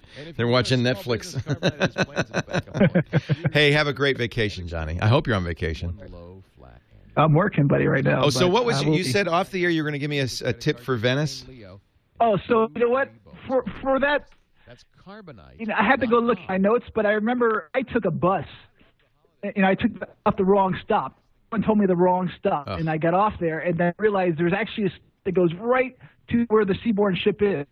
So instead of walking like 2 miles with my luggage, there was a stop that I could have walked 50 feet. And I'll send that to you because I'm pretty sure. I won't need it because we're going to go to Venice 2 days early, and we're getting the We're going to have. I'm having them do the flight, the transfers, everything because I'm lazy. So all we have to do is get to SFO, and after that, it's their problem.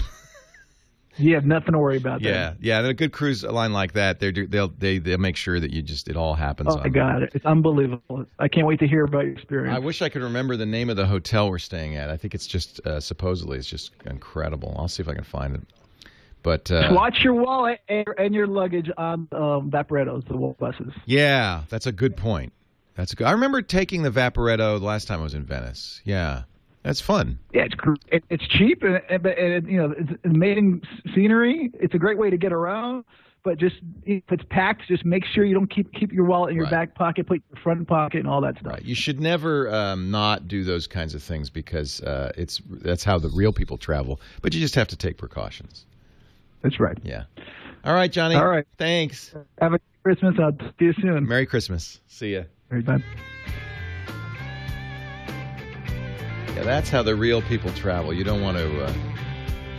You don't want to not do those.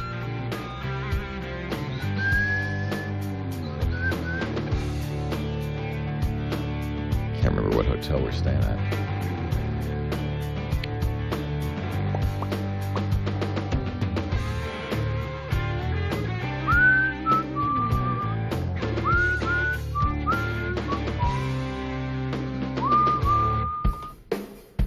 Looks really good.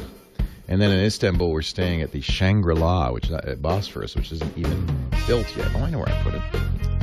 I put it in Evernote.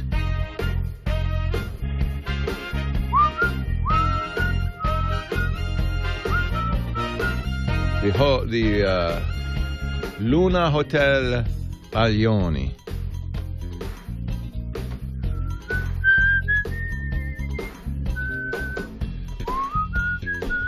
I'll show you the beautiful hotel we're staying at in September. You see, you pull up in the gondola right to the front door. It gets off and you get into the hotel right there. Istanbul with Constantinople. Istanbul with Constantinople. Apparently they don't like it if you sing that song. There's that line.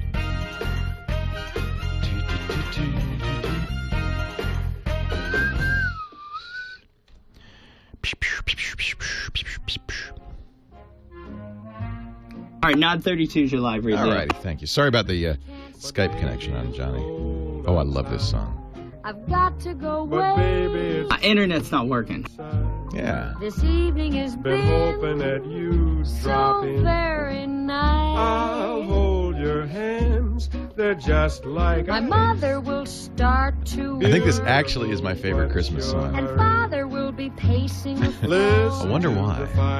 So really I'd better Leo Laporte, the tech guy, 8888 Ask Leo. Sorry about the audio quality on Johnny. He was via Skype from a hotel room. Sometimes Skype Wi-Fi is not great, but we will put in the show notes all the links to the various sites he recommended for travel during the holiday season, especially when there's lots of weather delays and so forth. A couple of really useful tips in that one. Johnny Jett will be back next week with more for you, more tips for you.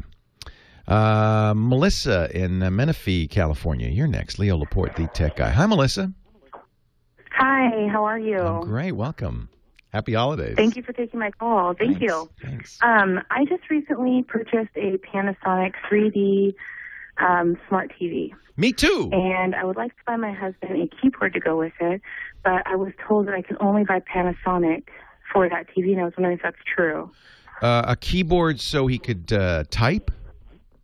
Yeah, go online because it's a smart TV, so he can go pull up a computer, has a screen and surf the web straight on TV. So I would like him to be able to use that since it is That's becomes a interesting. TV. But It's funny. I have a Viera, and they do offer a keyboard for it, but I hadn't even really thought about that. So let me look and see. I called into, a couple of electronic places, and they were telling me that they didn't carry Panasonic. I guess you had to purchase it through Panasonic, which is funny because I bought the TV through the electronic place I was calling. But Right. Yeah, we don't sell that. Well, Panasonic themselves recommend something from Logitech, which is actually great. Okay. It's $88. It's called the DINOVO, the DeNovo Mini Keyboard. And Panasonic does recommend this, so I know it will work with your Viera. They list it under the Viera. They list it as Viera Connect apps or Viera Connect hardware, and they have some. It's interesting. I didn't know this. They have game controllers. They have all sorts of stuff that works with it. Now you got me interested. I'm going to have to try this. Of course, there's a camera. Well, it's a whole new thing. Yeah, very interesting. So I have tried, however, this Logitech DeNovo. It's very cool. It's got a little cover for it. It's small, so it won't take up a lot of space on your coffee table, and it has a built-in trackpad, so he doesn't have to have a separate mouse for it. Perfect. Yeah. That's exactly what we need. Yeah, $88. That's Well, about thank you so right. much. Yeah, you're welcome. I appreciate the call. All right, have a good Christmas. Yeah, you actually Bye. inspired me. I'm going to go out and get one myself.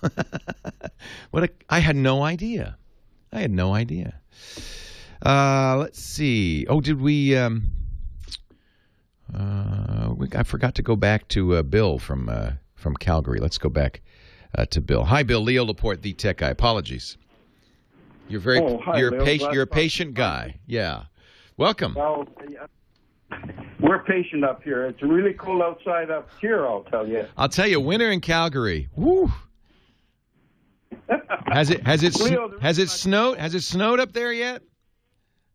Oh, it's really cold. It's minus 21 Celsius What? today. What? Yeah.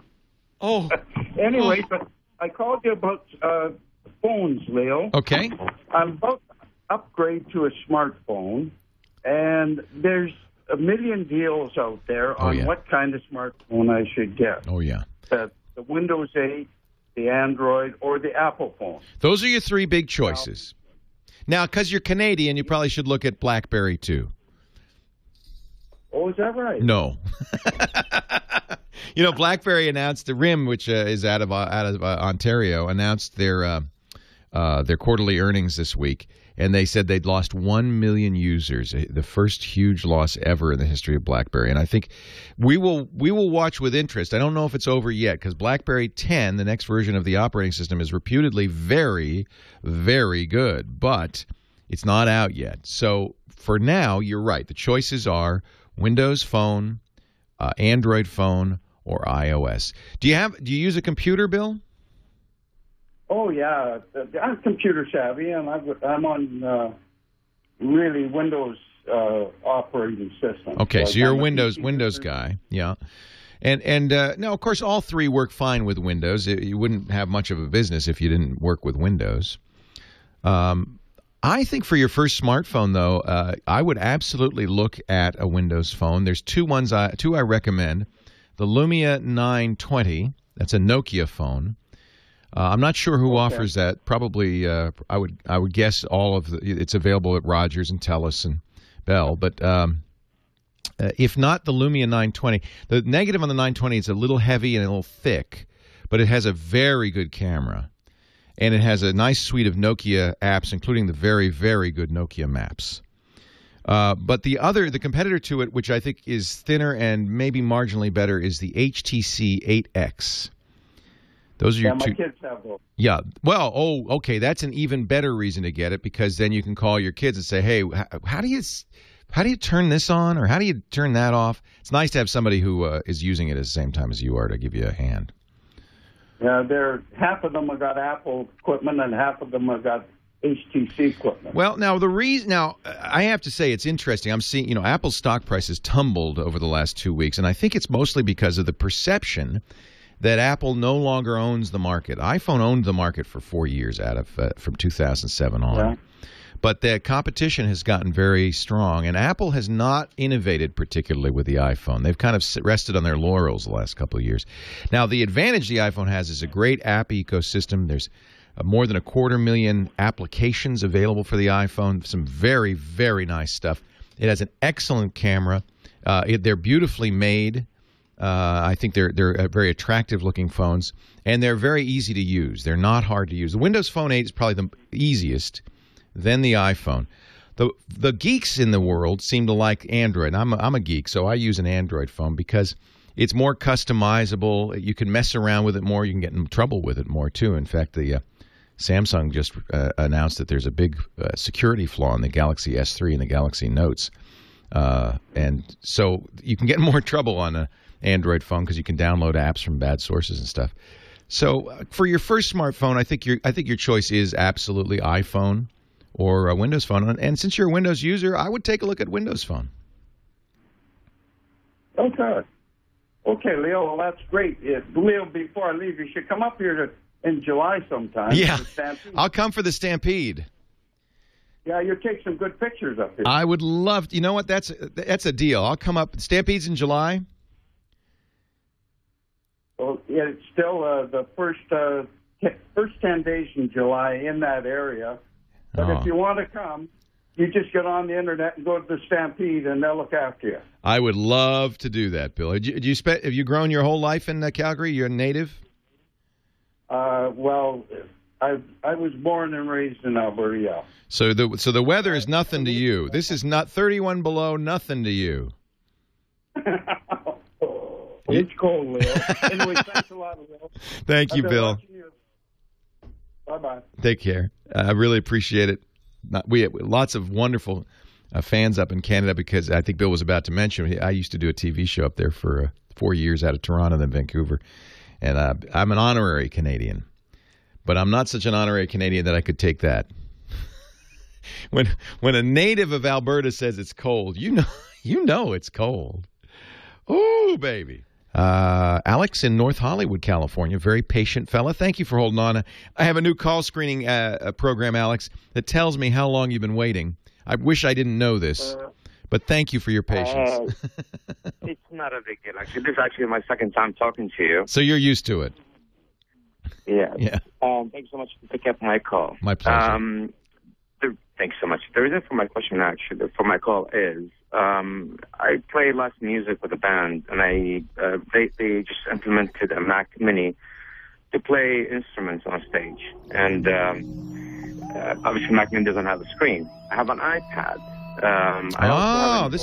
Hang on, because we got to take a break for news. I got to put you on hold again. We will be right back, and I'll help you with that. Leo Laporte, the tech guy. I feel terrible. I'm a bad man. A very, very bad man.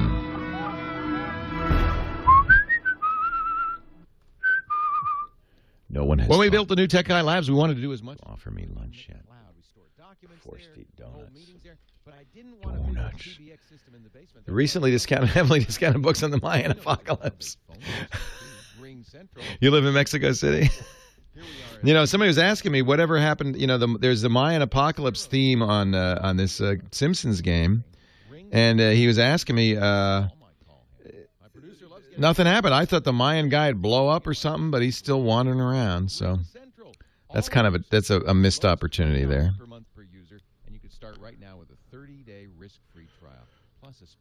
I thought something would happen. When you buy one desk phone, you get a second phone free up to 12 phones. So call this number just for you, my listeners, 800-443. The Bumblebee Man.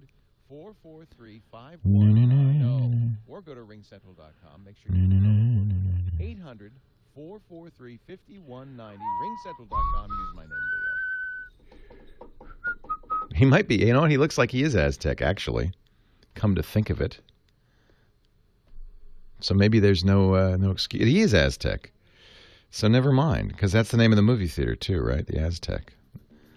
I guess there was an episode.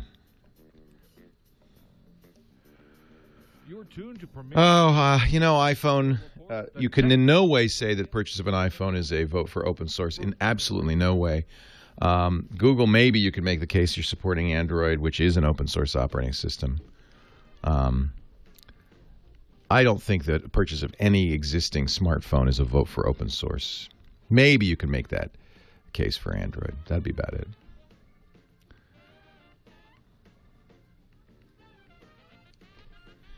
But, you know, and no more than I would tell everybody to go out and get Linux.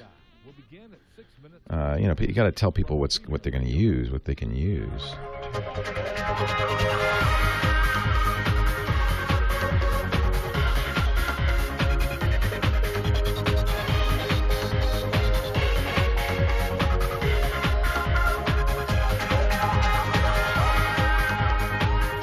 Well, a good day to you, Leo Laporte here, the Tech Guy, Hour 3 of the Tech Guy Show, as we talk about computers and the internet and cell phones, home theater, all that jazz. My phone number, 8888-ASK-LEO, 8888-ASK-LEO. That's 888-827-5536. Toll free from anywhere in the U.S., outside the U.S., you can Skype in. You can also find our webpage, techguylabs.com. That's on the web, and there you'll find a link to our chat room, another way to communicate, techguylabs.com. And I'd love to hear from you. We could talk about your next computer, your next technology, help you with anything that's on your mind. I'd love to give you a hand. We were talking, and unfortunately we ran out of time, but I'm going to put him back on with Alex in North Hollywood. He's a musician. They make music now with an iPad Mini. I'm sorry, a Mac Mini. What are they using? Logic or something like that? What to play the samples? We'll actually use Cubase. Cubase, okay. So they're using some software that's playing back a track. Well, actually, more of an instrument. I mean, fundamentally, what I'm trying to do is the Mac Mini doesn't have a screen. I have an extra iPad, and I actually have an old base station Extreme.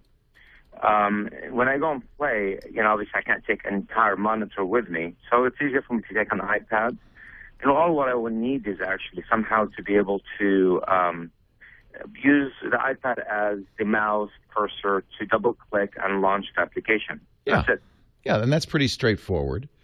What you need is, and I think you know this, is a VNC server running on your Mac. Your Mac has that actually built in, so you don't have to get any special software. And then you need a VNC client on your iPad that would essentially let you see the Mac screen on the iPad and control it. Pop up a keyboard when you need a keyboard, things like that. Yeah. There is one called Mocha, M-O-C-H-A, VNC. There's a free version and a paid version, and that works quite well. There are apps for some of the other companies, like our sponsor, I should mention, Go to My PC, that are paid. Log Me In is another one that are paid. But this Mocha VNC Lite is free and would at least let you try it before you make sure that for instance, there might be some sluggishness that might bug you a little bit, things like that. But at least you'll be able to try before you buy. Got it. And how reliable is this when it's when it's on? In other words, well, the real issue is going to be the venue, because the way you're going to connect to the iPad is over Wi-Fi. That's taking my base station Extreme all the time, so I'm creating kind of a closed network. Perfect. This way, sometimes if we play outdoors or indoors or wherever we are, I don't have to worry about having some kind of a Wi-Fi connection. With my Extreme, I can set up a kind of more of a closed network. I always have a connection between them. Should work perfectly then. Okay. Perfect. Yeah, I think that's. I think Mocha is probably the best simple choice for that. There are quite a few. Log Me In. Somebody's recommending Splash Top. Let me see. It looks like there's Beatmaster says there's a program that can control Cubase via MIDI as well. So that might be another way to do it. But it sounds like there's a number of ways to do exactly what you want to do. Well, I have that too. I mean, the only thing that I need this for is just to launch the application. I got it. That's all. You need to see the desktop. Yeah. I think Mocha would be plenty for you. That is perfect. Thanks, Alan. Appreciate the call. Thanks for your patience. Robert is trucking in Arizona. Robert, you're next. Leo Laporte, the tech guy. How you doing, Leo? I'm well, Robert. How are you? Just going down the road, watching all the nuts. Yeah, this must be a tough time of year to drive. Yeah, some of these people I'm watching today, I just watched a guy almost take out another car. You must see it all, I gotta say. Sitting up there, looking down on the world, you got to have a great view of crazy drivers.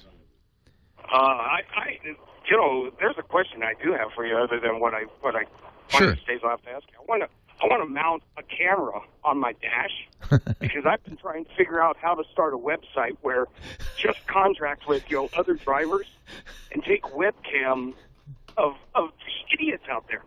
Wouldn't that? I'll tell you, I've seen tumble logs and stuff where they use stills of idiot. I wish I could remember. There are a couple of websites where they're just stills of stupid people doing stupid things.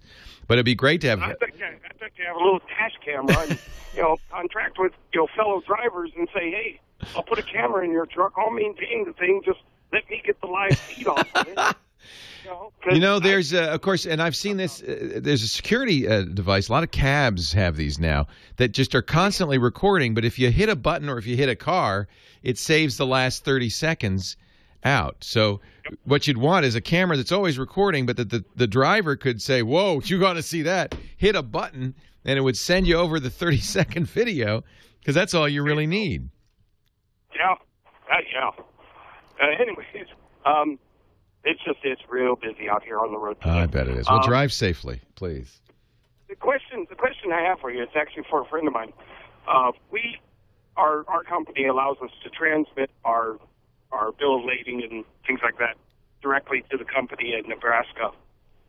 And as long as, they work with like PCs, things like that, and as long as you have internet connection, you can transmit it. Right. By way of using a portable scanner. Well, he doesn't have a PC, but he has a Galaxy 2 tablet. Well, that has a pretty good camera on the back of it. And so he could very likely take a picture that would be just as good as the scan he would be sending him, certainly legible. I know my bank and many banks let you use your smartphone to take pictures of checks, and they count that as a check. That's a deposit. So it's got to be, if it's good enough to be able to read a check, it should be good enough to read a bill of lading. So I don't think you even have to tell him that you didn't scan it. Yeah, just take a picture. Okay, but is there a possible way to hook one of the portable document scanners to a Galaxy 2? Is there a possible way, or? That's a good question. I don't think so. The company, we work with the company TripTac, and so my guess, Robert, is that there is not. Because you'd need software on the Android device that understood scanners, and you'd need a way to hook up the scanner to the device. It doesn't have does the Galaxy have a USB port on it? I don't think it does. It has a charging point, but it doesn't have a right. I don't think there's a way to hook the scanner up to it. But to be honest, I don't think you have a problem, because I think the camera on that thing is good enough. It's high quality enough. It'd be as good as a scan. So I would give that a try. And then there's a number of programs you can get on Android. I mean, you can just take a picture of it, and I would try it and see if they'll take it.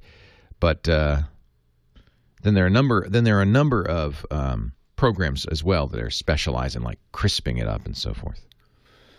Now, Sophia in our chat room says you can get a USB plug for the Galaxy. I'm not sure how that would work. So just use the camera. I think that's the best. Why struggle? Just use the camera. Mark in Los Angeles, Leo Laporte, the tech guy. Hi, Mark. Hey, Mark, welcome. Yes, Leo. What can I do for you? How you doing? Yeah. Okay. I just tried to install ESET, and I get an error message. What is the error message? It just says error 2878. That doesn't tell me anything. Yeah, I mean, I don't, off the top of my head, I don't know. Let me see if I can find out. If not, just send me an email. I could forward you to ESET support. 2878. Let me see if I can find out. Leo Laporte, the tech guy.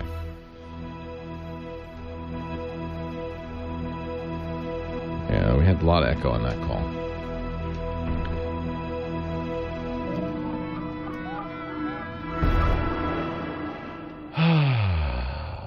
Hey, let's face it, we're all trying to save money these days. All you had to do is Google it.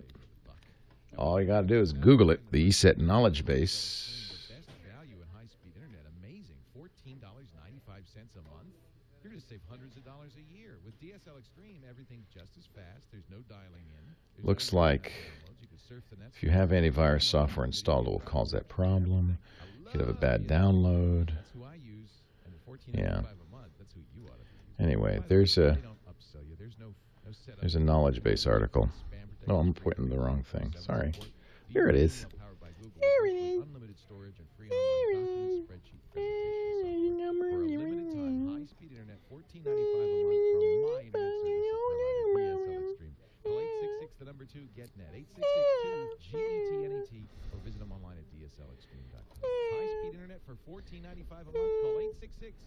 Parent launches a more affordable Doxy 1 compact scanner. I really do, but the last thing you want to do in the holidays is go to the post office. Everybody's there. $199. Jammed with people sending holiday gifts. And if mailing is something you do in business, you don't have time for all those amateurs. You need to do what I do. It uses an SD card. That's interesting. I'll mention that. That's a good idea. Because it scans to memory, it scans to SD, so that would work.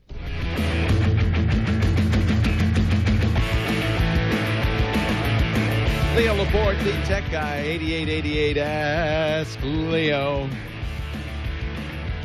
All right. Well, let me give you a couple answers to previous calls for the truck driver who was looking for a scanner so they could scan bills of lading and send them off to the company.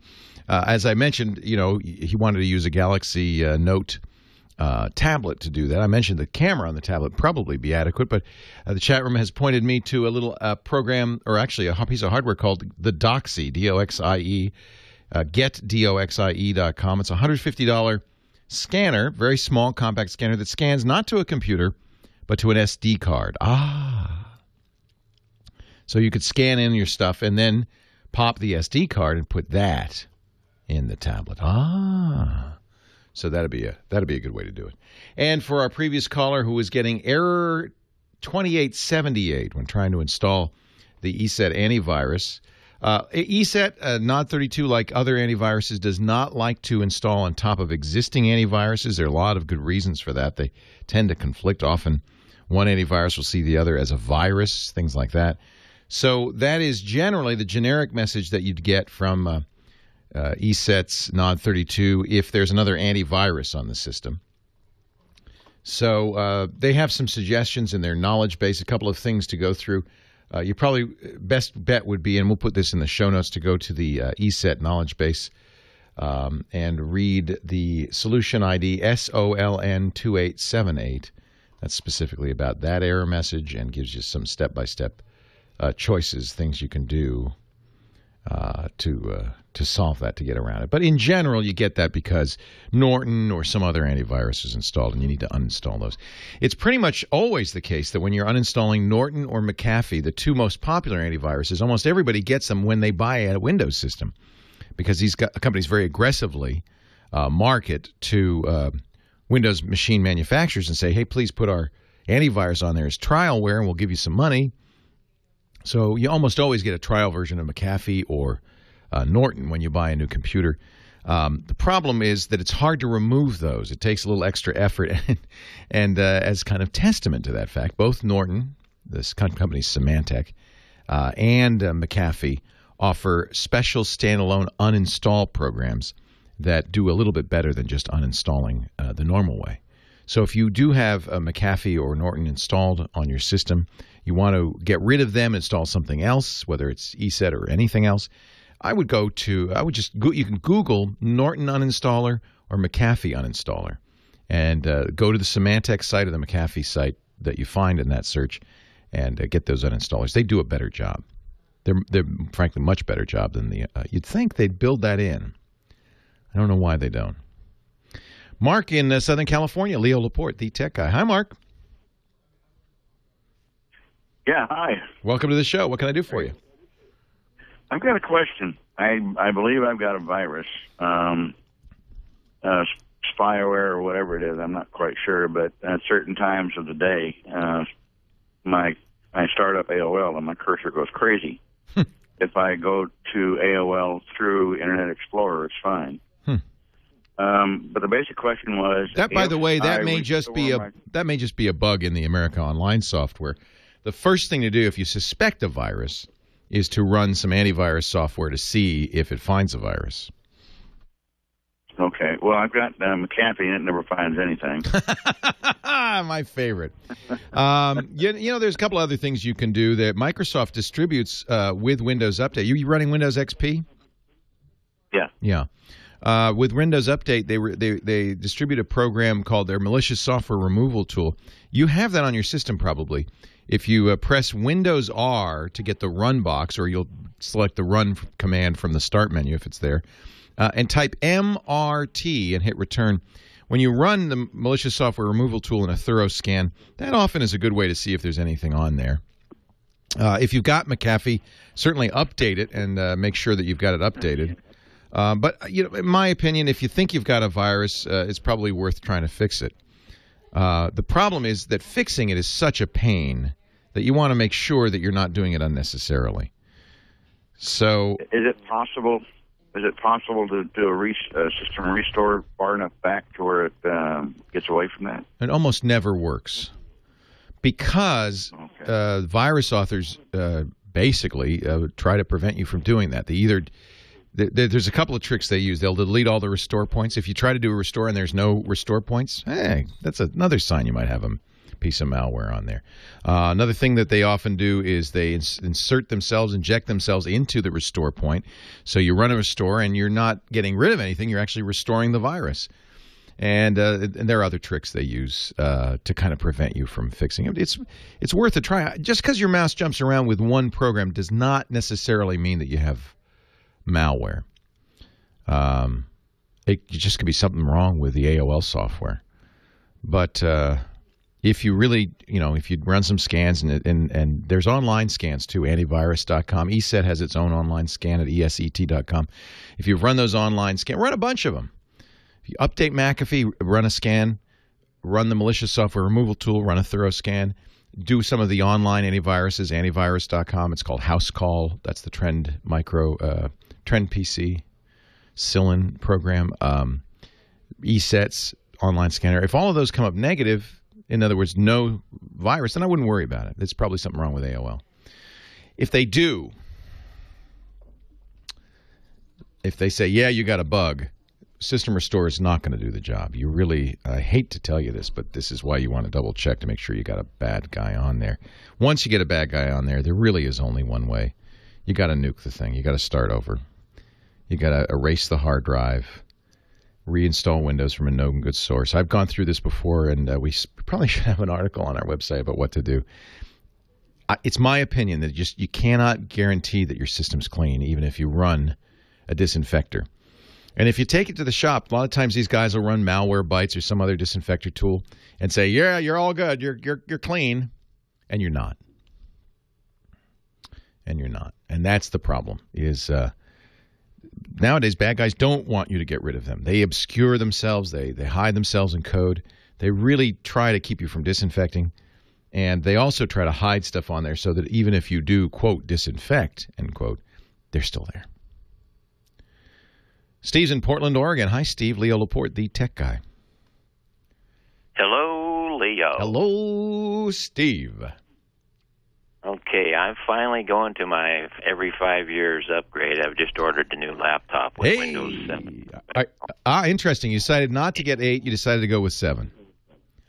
Yeah, and the reason is I think because Microsoft's running that Windows 8 $14 upgrade or something. Right. So you have the choice. But what I want to do when I get it, and I didn't know, I want to immediately go to a solid-state drive, and I'm wondering if I should make an image of that before I start the laptop for the very first time, or what software is needed to do that. So you're going to buy a laptop and then replace the drive before you use it? Well, that was the question. If I do it before I use it, or do I actually load the Windows 7 and then make the image copy? Or well, I mean, the easiest thing would be to buy the system with a SSD drive installed. But let's say you don't want to do that for some reason. I'll talk about what you should do to back it up when we return. Leo Laporte, the tech guy. Oh, boy. Oh, boy.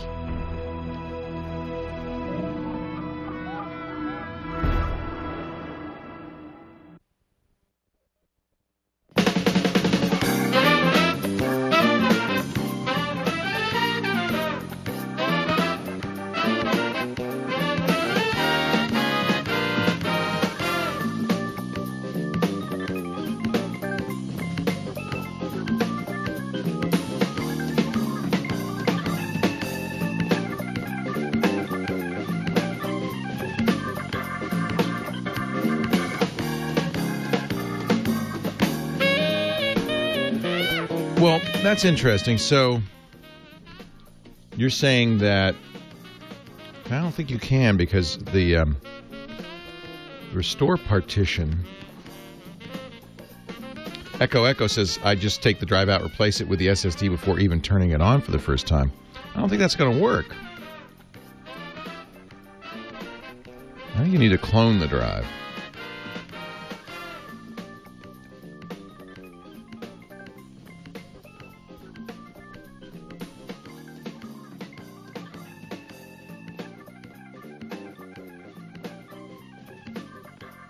Yeah, I don't understand why I didn't buy an SSD in the first place.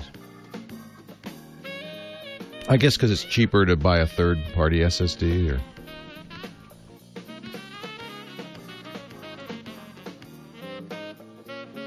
Oh, if you have restore disks, right. Yeah, so there's a lot of, well, if you've got this, then you do this in this answer.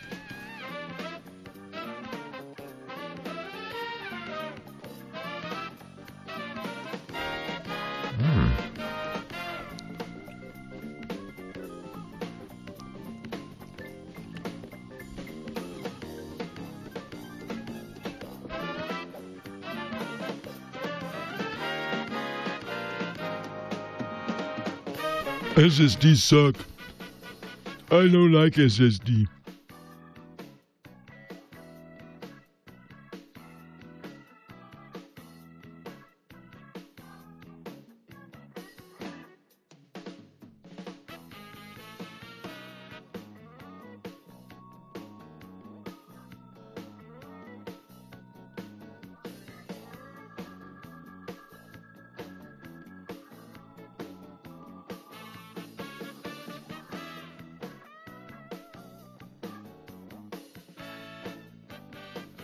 Huck love SSD. You kids, your newfangled SSDs. Wait a minute. The only thing I don't like about SSD, it will fail one day. Yes. The only thing I don't like about life is that I will die one day.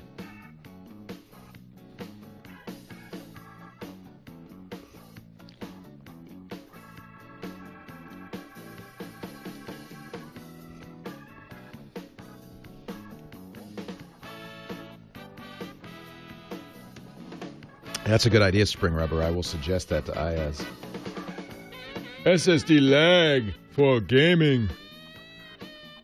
I don't believe that's true. I hate to say that.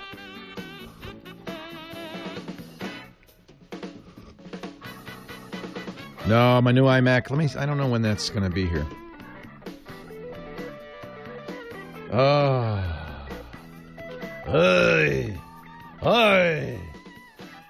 We were talking about getting a new computer and putting an SSD in after you get it. And I was thinking about it, and there are reasons you might want to do that. For instance, it's not unusual for companies to overcharge for new technology like solid-state drives. So perhaps you feel you can get an SSD drive that's faster, bigger, better in every way for less money. So maybe you'd order the computer with a normal drive in it and then replace the normal drive with an SSD. There's a second advantage to that. The drive that the computer came with is, kind of in its pristine state. If you pop it out now, you got a backup. Anything goes wrong with the SSD, you just take it out, put the old drive in, and you're back to ground zero, stage one of that computer. But his question was good. It was, when do you do the swap? And the answer will depend a little bit on how the computer was configured by the manufacturer. Most computers today don't come with media at all. The ideal, in the good old days when I was a young man, and this would certainly be the ideal, is for a computer to come with a pure vanilla Microsoft Windows disk. There's your Windows 7 disk, your install disk, beautiful. Microsoft hologram on it and everything. That is gold. Because you can use that at any time to put it on a new drive or whatever. That's going to give you a working computer. But Microsoft doesn't want people to do that because, of course, Microsoft doesn't say that's pure gold. They say that's pure piracy. You're going to give that to your friends. And even though Microsoft has not one but two different ways of preventing your friends from using that disk, they still don't want to give you the disk. Right? That's really, kind of the third form of copy protection. They are so paranoid about people stealing Windows that they don't want you to have a disk. And so they actually charge less to the manufacturer, to Dell or Lenovo or HP, if they don't put a disk in. Windows costs less if you don't ship it with a disk. Oh, that's good. That's nice. So most of the time, you're not going to get a Windows disk or even recovery disks. You're just going to get a computer. No CDs, no DVDs, just a computer. And if this is the case, then on that drive is critical stuff. Stuff you need, the recovery partition and so forth. My suggestion would be that probably is the time to clone that drive.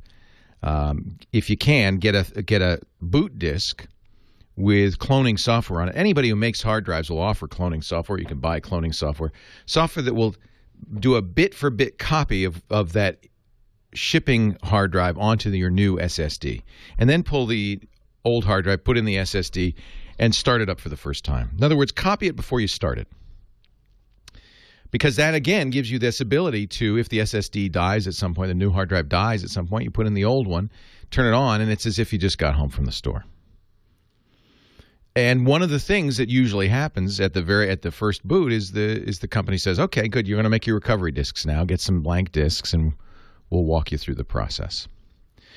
So if you are in that boat, and that 99% of people buying new computers will be in that boat, where they don't have any discs, they're expected to make discs on first boot, I would say clone the drive and swap before you do anything. If you have a Windows disk, then it doesn't even matter. You don't even have to clone the drive. Just pop that old drive out, put the new drive in, run the Windows installer, and you're good. I think that's probably the best thing. There's no reason to run the installer, go through any of the process before you make the clone. Why not make a clone of the pristine, driven snow with no footprints upon it at all? The day it came home from the factory. Now, that doesn't mean you don't want to make subsequent images. You might want to use disk imaging software after, for instance, you boot it, you recover it, make the recovery disks, you install the software you want, you update. That's important. You want to run that Windows update because no matter how new that computer is, it's almost guaranteed that Windows will be a little bit out of date. You want to get those updates on there to protect yourself. Get it to the point where you love how it's working. It's got everything on it. You got rid of all the test software that you don't want, all the trial versions. You uninstalled it. You cleaned up the desktop, put the desktop wallpaper you want on. All the customizations people do when they get their new computer. And you got it perfect. Before you go any further, before you start surfing the net or risk getting any infections on there or junking it up, that's when you also want to make a clone, a second clone, an image of that, so that you can very quickly get back to that. A lot of software that will do that. easeus.com has a very good program that will do that. There are a lot of different things. Now, somebody, Web1605 says an interesting thing. He says, you might want to turn the machine on first to see if it works. What if it doesn't work? I think you could assume it's going to work. And if it doesn't, you swap the drive out and bring it back. But that's a reasonable point. You might want to turn it on and make sure it works first. Not a bad idea. Lori is in San Diego. She's our next caller. Hi, Lori. Leo Laporte, the tech guy. Hi, Leo. This is Lori, and my husband and I are looking at TVs between 70 and 75 inch. Ooh, aren't you in luck? Aren't you lucky? I know. It's kind of fun. Yeah. So do you have anything you want to tell me that you're looking for? Do you have anything particular you're trying to get? Well, we were pretty amazed with the 75-inch Samsung. Yeah, they're gorgeous. But the price tag was a little high. Well, 75 is going to be the more expensive. You're 60 and below, those are kind of mainstream. But when you get to 65, 70, and 75, you're talking about the largest TVs they make in many cases. And so those are going to be a little bit premium priced. If price is an object, then you might see some sticker shock. My personal favorite, and I'm going to have to see. I just bought a large screen Panasonic Viera plasma, and it's most agree the Vieras are the best TVs out there right now. I don't know though if they go to mine was 65. I'm not sure what the largest one is. SR research has shown us that 65 is the largest.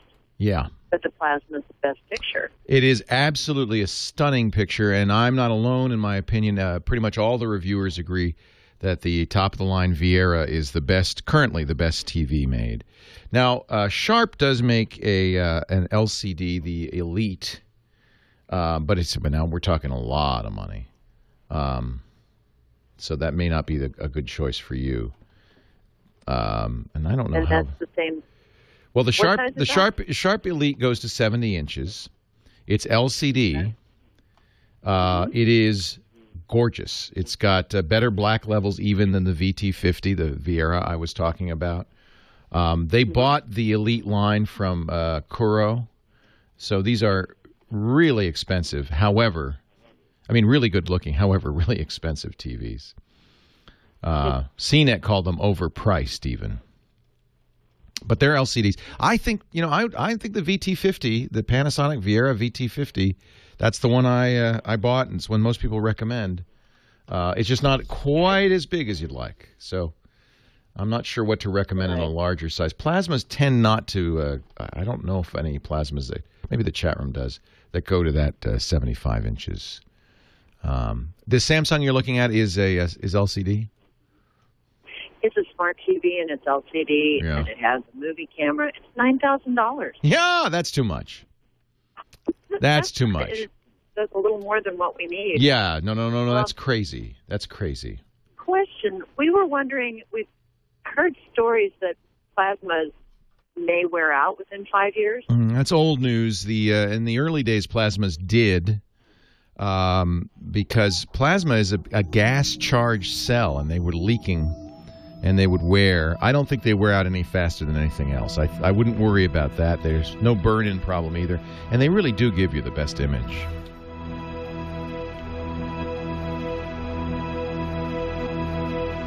I'll give you a shootout. We'll talk about this when we come back. This is the Value Electronics. It's a crazy 2012 TV picture quality shootout. How do I get protection from spyware, from malware, from viruses, worms, Trojan horses? So these guys sell TVs. So they brought in judges and they looked at the Samsung Plasma, the Sharp Elite LCD, the Samsung LED, the LG Plasma, and the Panasonic LCD. And best picture overall, the Panasonic VT50 by a fairly large margin.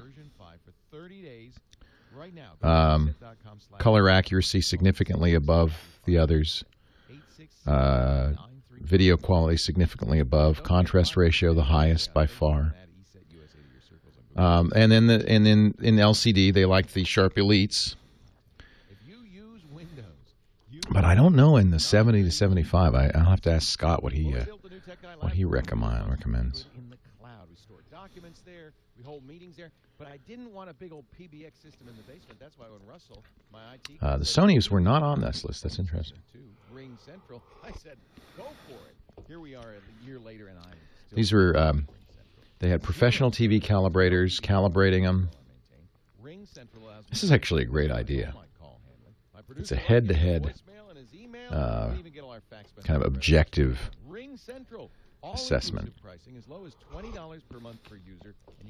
And it pretty much confirms what everybody's told me, which is that the VT50 is the TV to get. I have the one step down from that, which I love. Plasma's best for sports because, unlike LCD, there's no motion issue with plasma. Gizwiz is here. Hello, Gizwiz. Leo. How are you? I'm super good, thank you.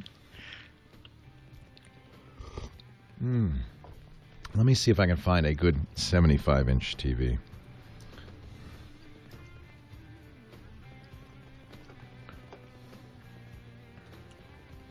I think that Samsung is the one.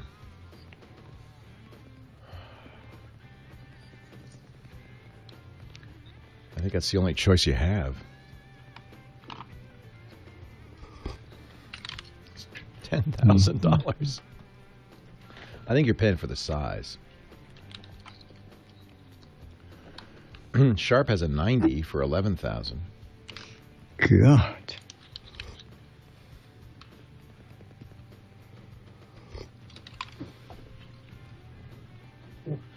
Yeah, I think in her size range, she's going to be kind of out of luck.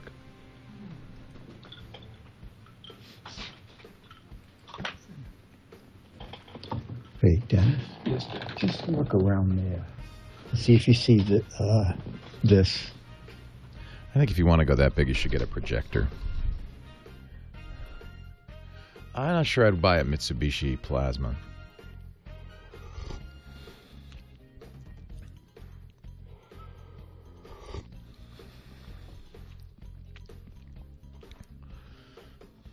I wouldn't get an LCD at all. Does Vizio have a 75?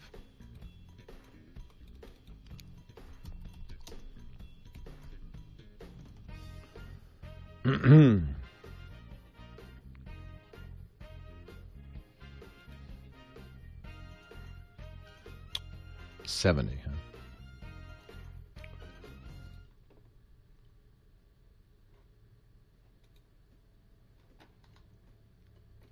Not 32 is your live read, good sir. Thank you.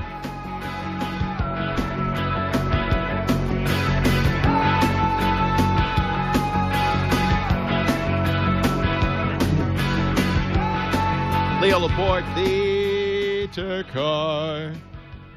Interesting question. What if you want a really big TV,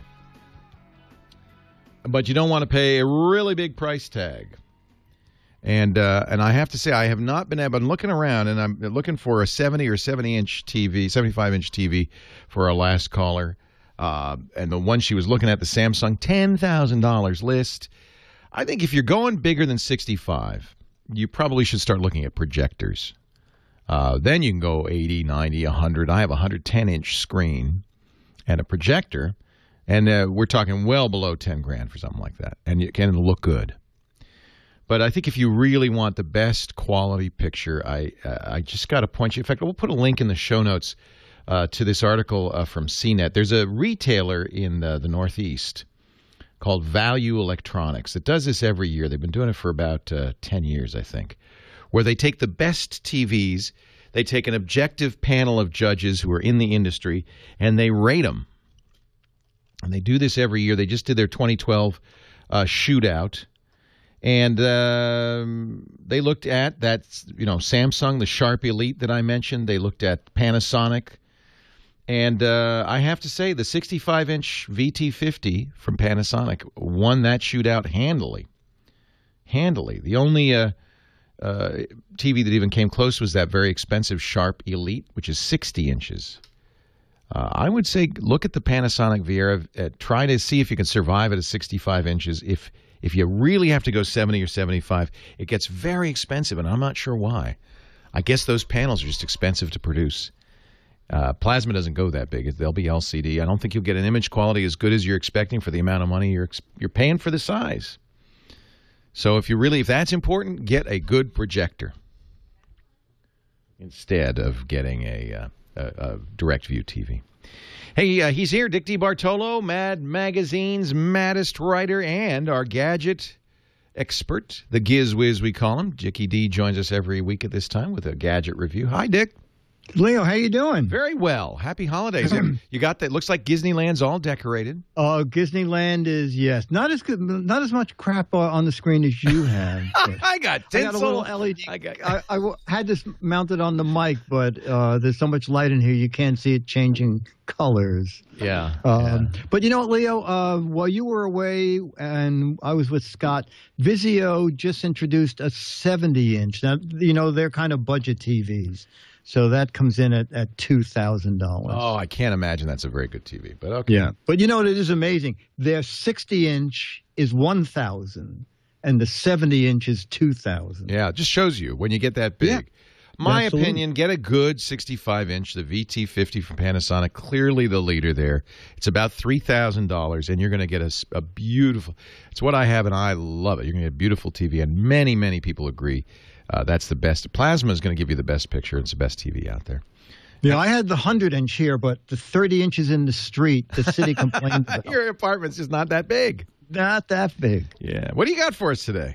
Something really small.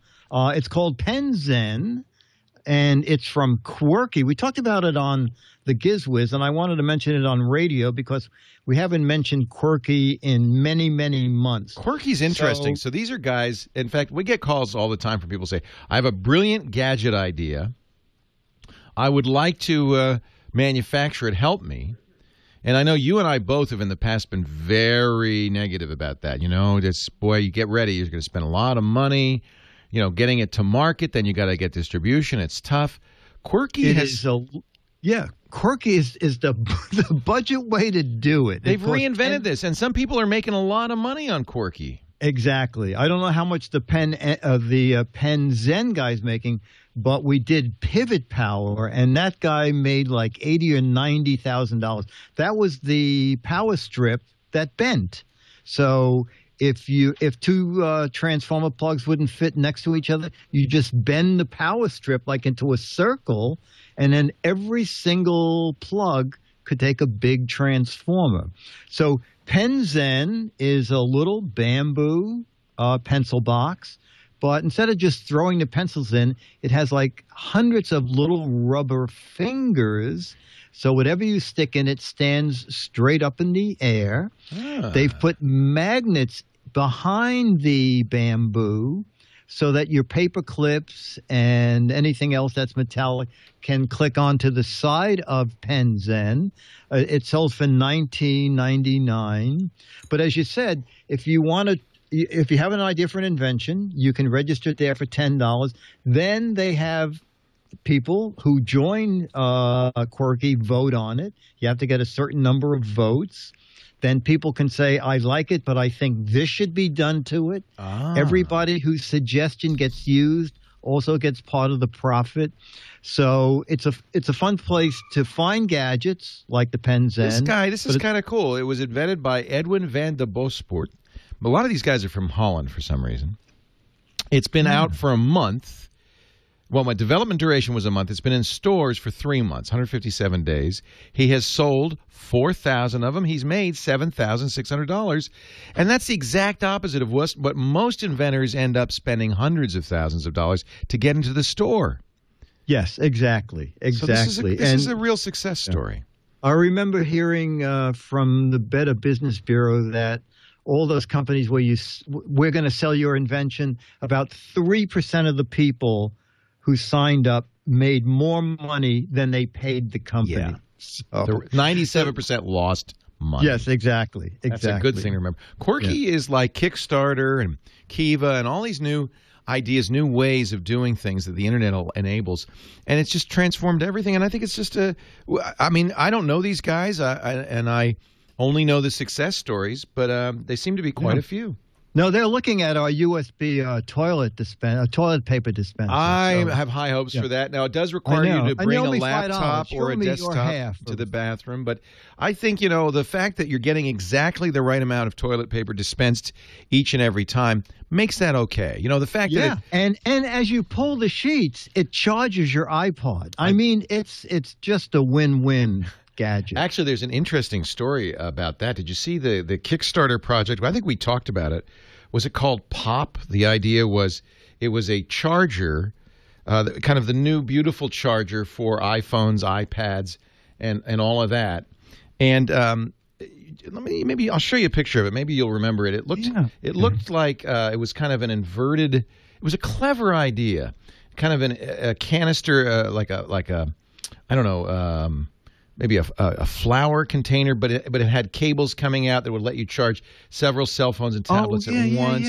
They made $139,000 on Kickstarter to make it, and then Apple said, "Oh, hey, by the way, you can't use the Lightning connector."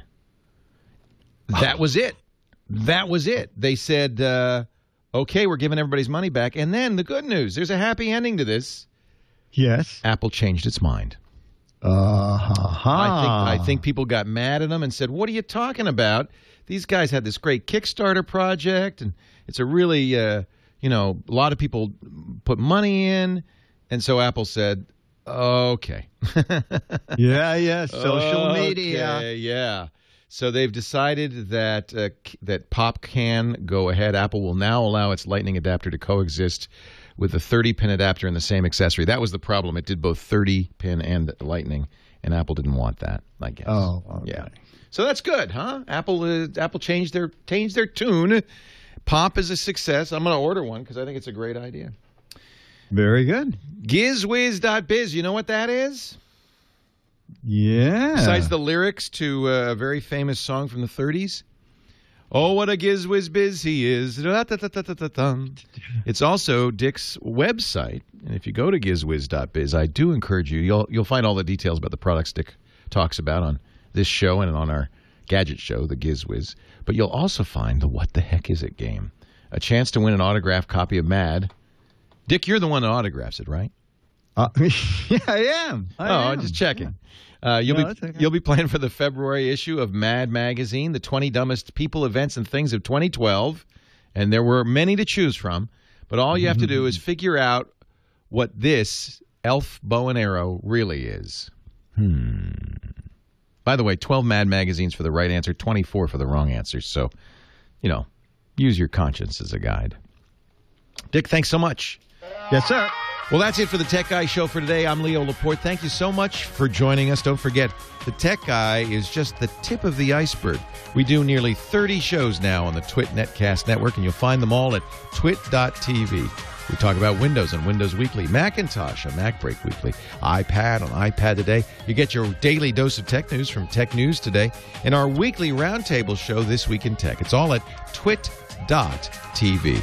And I'll be back next time with another great Tech Guy podcast. Thanks for joining me. See you next time.